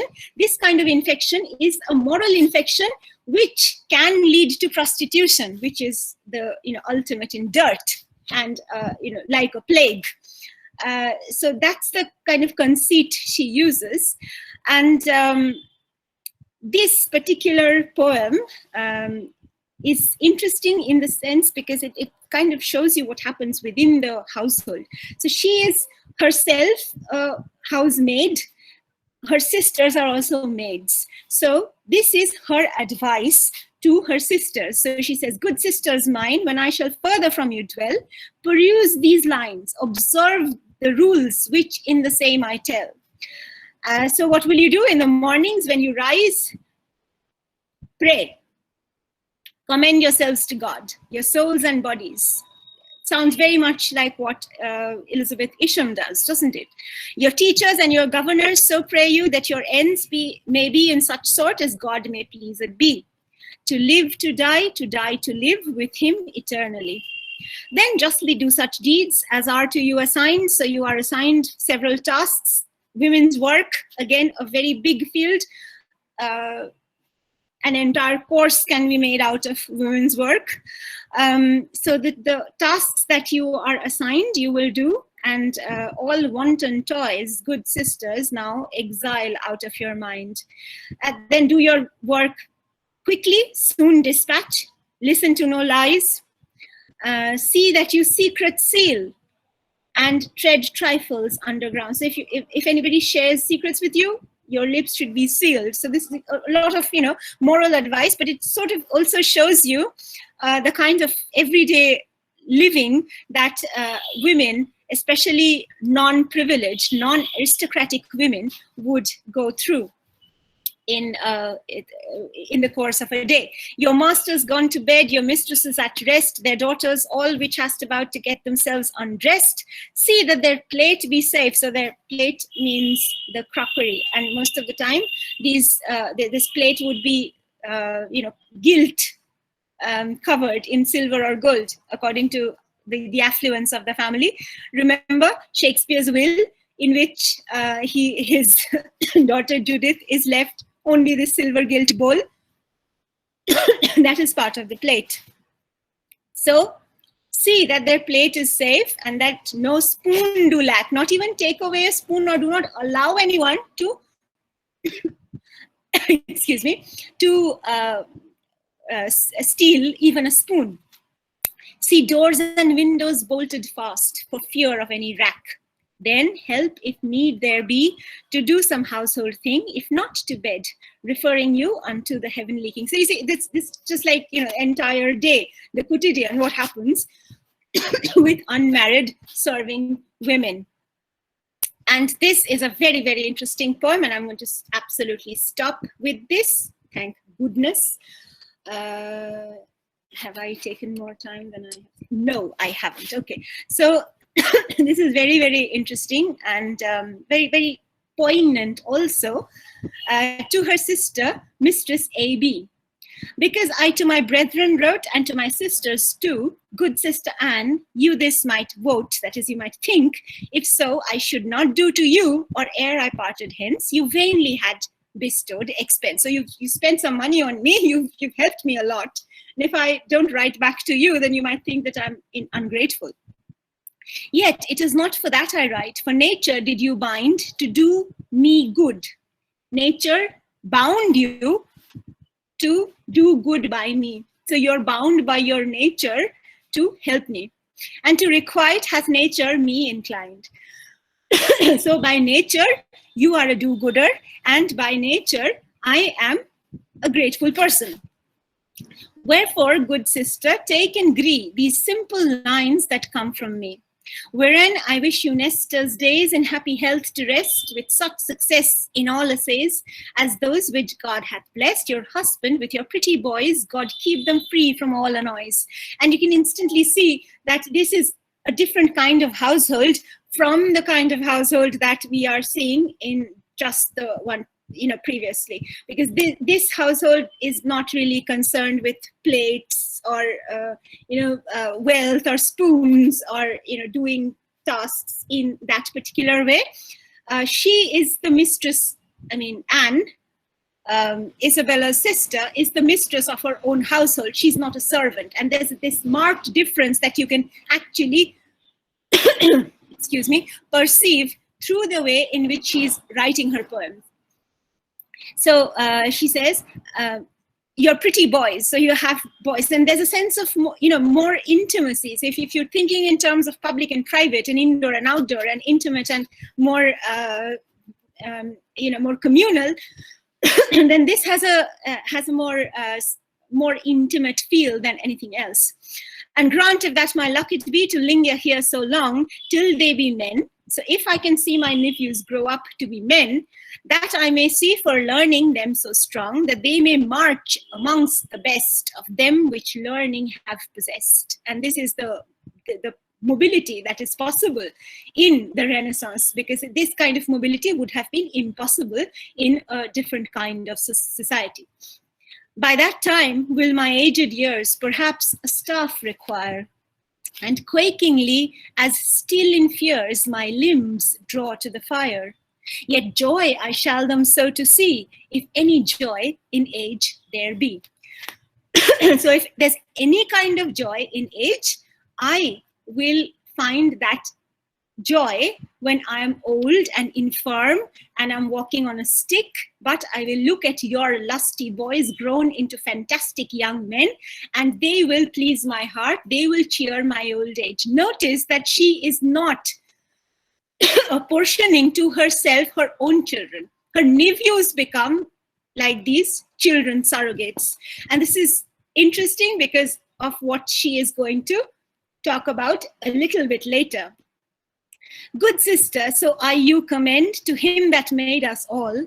I know you Hasifery intend, though I to writing fall.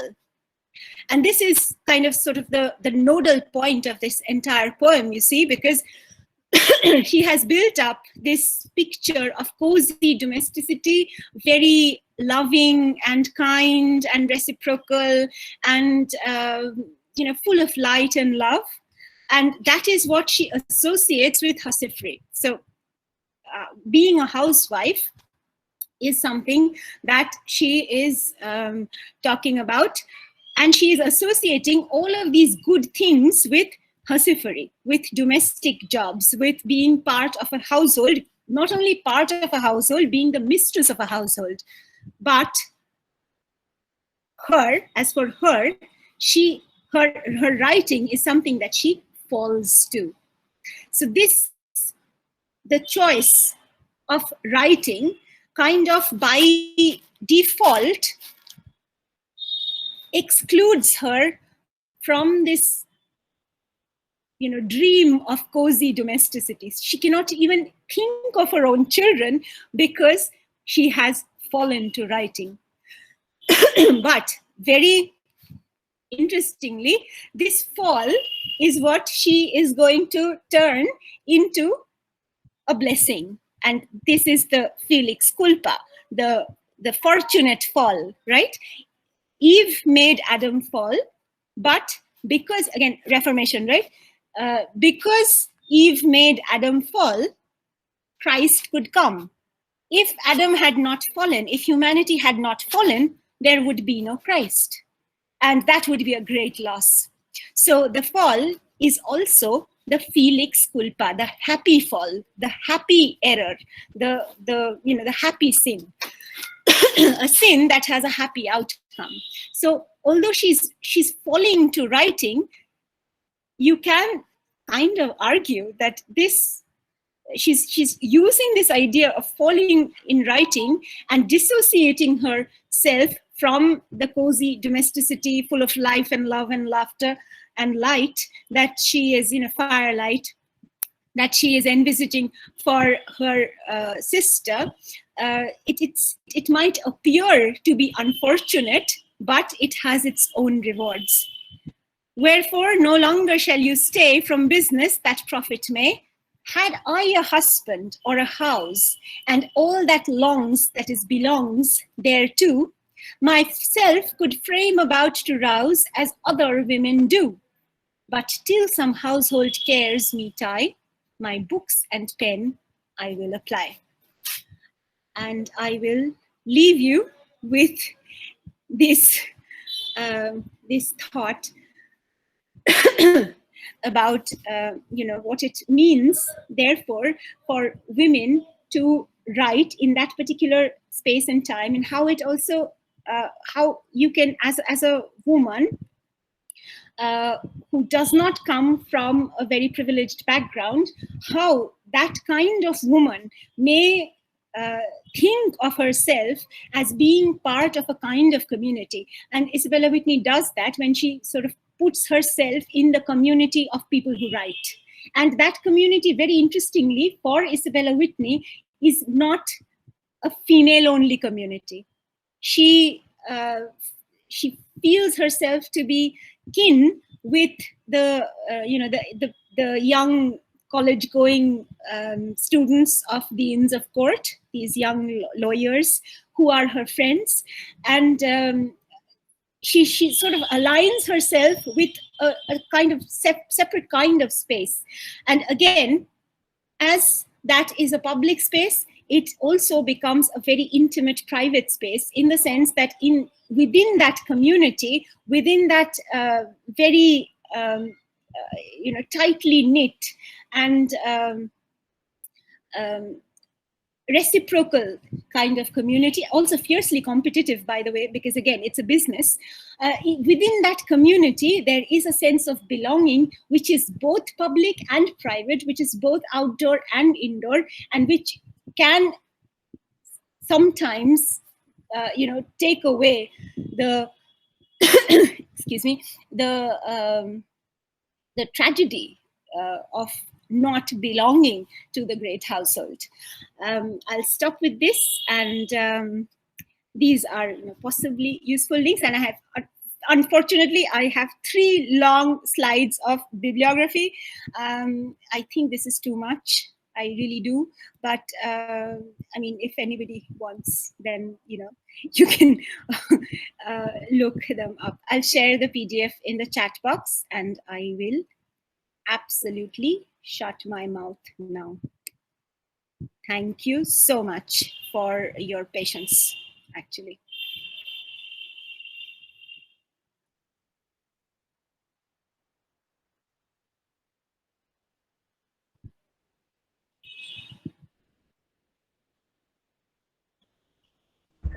Thank you, Debapriya. That was so astounding. I think they are all remaining silent for a while. But I was hoping they would also ask a few questions. Yes, if anybody has any question. I mean, I know much of this would be very new, so people might not have questions immediately. So, but if anybody has any kind of question. Even if they have some thought or a response, it would always be good. Yeah. So, is there anybody brave enough? This is Or precisely my point. they need a bit of pushing. They have to feel brave. And they have to understand it is perfectly all right, whatever they have. Yes, absolutely. I mean, even if you want to ask me a question in Bangla, please. I know Bangla. I can speak Bangla pretty well. So I would be happy to also answer in Bangla if you want.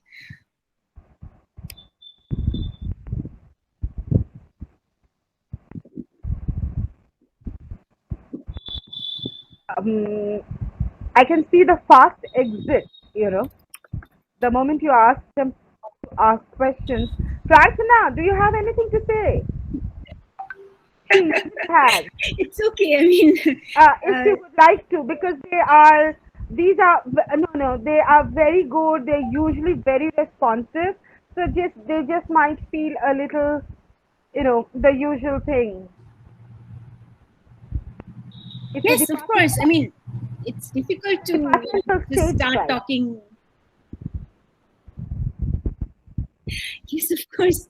I mean, I don't expect people to really start talking at the top of a hat like this. And also because it was...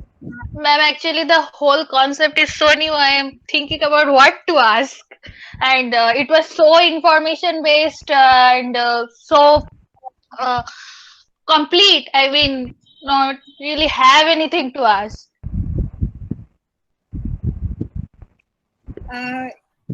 I guess that's a compliment. That is absolutely. It was great. Thank you. But I mean, if you're interested, if anyone is interested, do get in touch with me. I mean, you can take my number from Debapriya sir, and you can just drop me a WhatsApp text, and I promise you I will reply and I will clarify. If you want to read more, and if you sort of get acquainted with more stuff, and you would like to have more, if you come up with questions, just get in touch with me. Write me an email or just drop me a WhatsApp text, and I'm sure, and I guarantee you that I will reply. I will do that. So it's okay. I mean, this is not the end. Do not consider this to be the end. So there's no pressure. Because the pressure, asking questions is kind of stressful. Yes, it does get. So I'll take the stress upon myself. And that is, I was just really thinking, and I missed out a bit of your final Women Writers Watch. But I was just wondering, did they publish? You said they published. Did they publish anonymously?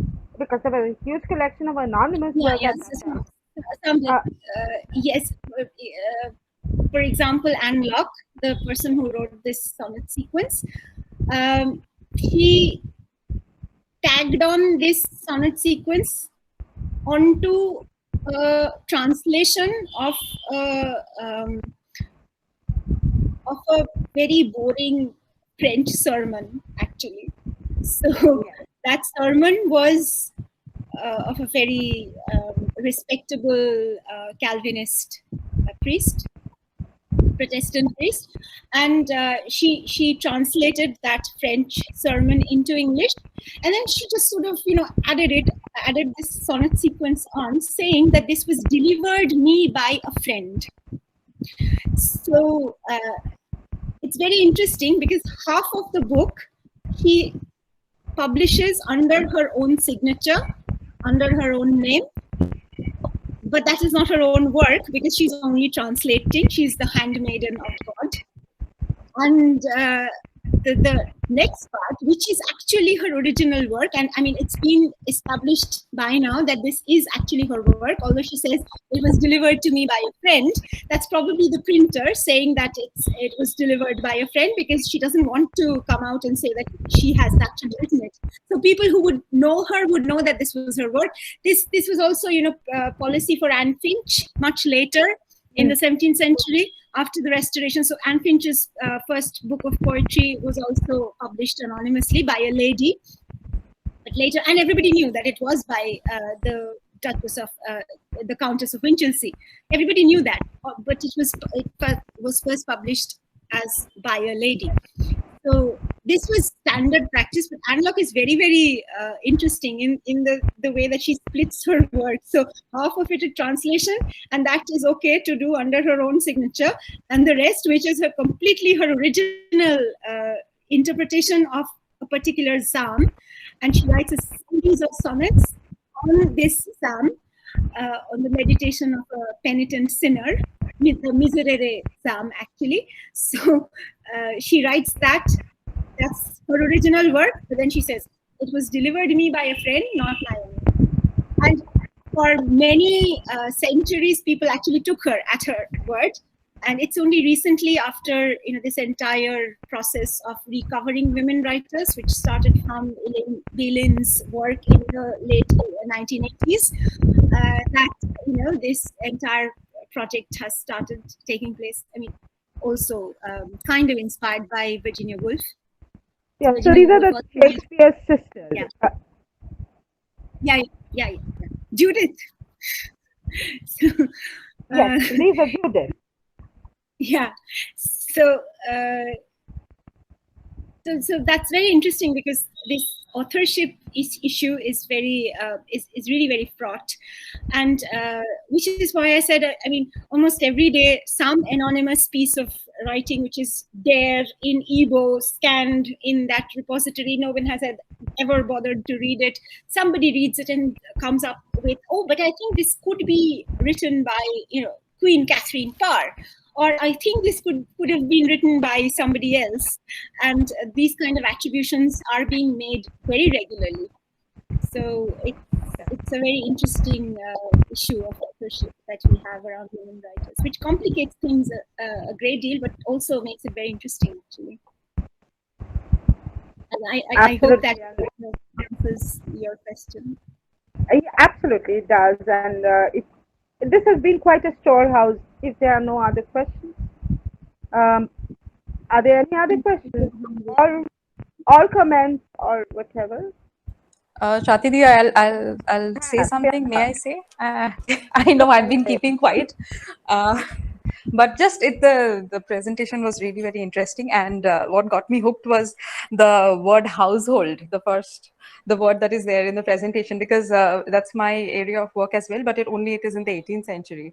So I thought I'd just make a mention. I keep talking about this in class, and this whole deal about the anonymity of the writers, that is there. It is important in the 18th century as well, which I keep pointing it out to my students whenever possible. I don't know if they are actually listening to it, but that's more interesting, because I was teaching Castle of Otranto, and the whole first edition is mired in mystery, and I think they made quite a business out of it in the 18th century when they when that is what Walpole plays upon, that he's an antiquarian, and that is what he wanted to do, make people go on this wild goose chase. But it is actually interesting. I think they covered this in this literary treasure hunt is something which is also important in A.S. Byatt's novel Possession. So I think the students would at least, by the way, one of my favorite novels of all time. Absolutely lovely novel. Yes, and one more comment, and then I'll stop, because there's no point saying anything in front of an expert, because I'm I believe I'm just. But really, I'm not an expert. I mean, I like doing this period. Yes, that is what I think that is what happens when we start looking for all of these sort of little clues that this might have been the scene, and when we try to visualize the thing when we are sitting in a different country altogether, it is very difficult to explain the culture. We try to kind of reenact it through reading of texts. So this is also important, because I just want to make a mention, I'm not beating my own drum, but I just want to make a mention of the fact that the question of space is very important when it comes to reading any literary piece, because we have to imagine it. It's entirely different. And also that there is a difference between the domestic and the public. And that is where I think I'm focusing on in my work as well. And I found that there was a lot of similarity in what you are doing. You have already done so much. We must And have you're like we must have a chat sometime. we must, yes, because I'm working on the levee and the levee ceremony, and the private, the dressing room, the private versus the public. So in the 18th century, of course. So yeah. And this is very interesting. Actually, this is my area. So, and I have already also presented a paper on the same thing, on Baldassare Castiglione's The Courtier, the Renaissance refashioning of a courtier, female courtier. So I believe that the students will take more interest after listening to this seminar. I'm wishing you all the luck, and also my students. Fingers crossed. Okay. Thank you.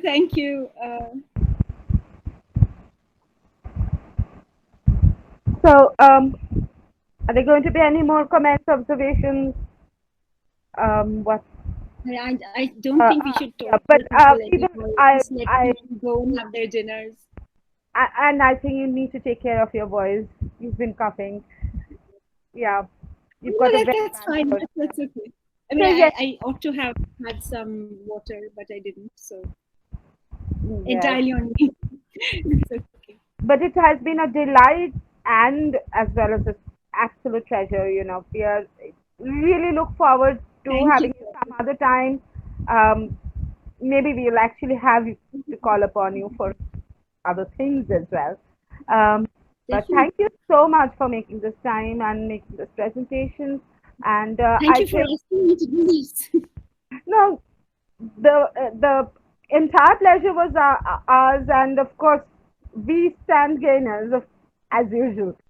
So yes, thank you so much, and thank you all students as well. I think there will be a feedback a little while later, but thank you so much for being there. I look forward to any kind of feedback. Yes, so, yes. I'll do that. But I have to work out what. And I've also shared the PDF and that extract. I mean, I've shared the presentation, the slides, which is in a PDF, and also the extract from Vivid. Ma'am, actually the PDF is not showing in the chat box. Yeah, the PDF no. I couldn't share it in the chat box. I mean, it wasn't attaching in the chat box, so I've sent it to Debapriya. So maybe he could circulate it. I just wanted to just tell you that I have shared both with Debapriya, so you can take it from him. Yes, we will be doing that. And well, now she needs attention, but could we? I think the part of most of it is being recorded, so we will be putting it up on the website with your permission. Would that be all right? Yeah, absolutely, no problem at all. Okay. If you want something written, then maybe you could also. I mean, if you need something written, you could also email me, and I'll write back saying I have absolutely no problem. Yes, that would be good. They are kind of redoing the website at the moment, so I'll just take a little while. But we might ask, since this is really your field of expertise, and we don't want to put in anything there, because it will stay there and we won't be here. So, so I think yes, we will look forward to having a short, a description on what you would like to call this, and a little excerpt which could go to the website as well. That would be good. Yes. Absolutely. Now that okay. So thank you, and a very good night, and all the very best in your work. Thank God it's Friday. Oh yes, yes. Thank you so much. Thank you to all of the students who have actually stuck around. Really, thank you very much. Yeah, they are very interested, as I told you. They are very interested, and it's just that they are still very Good. I young. look forward to questions. I look forward to questions and commentary. And you can do it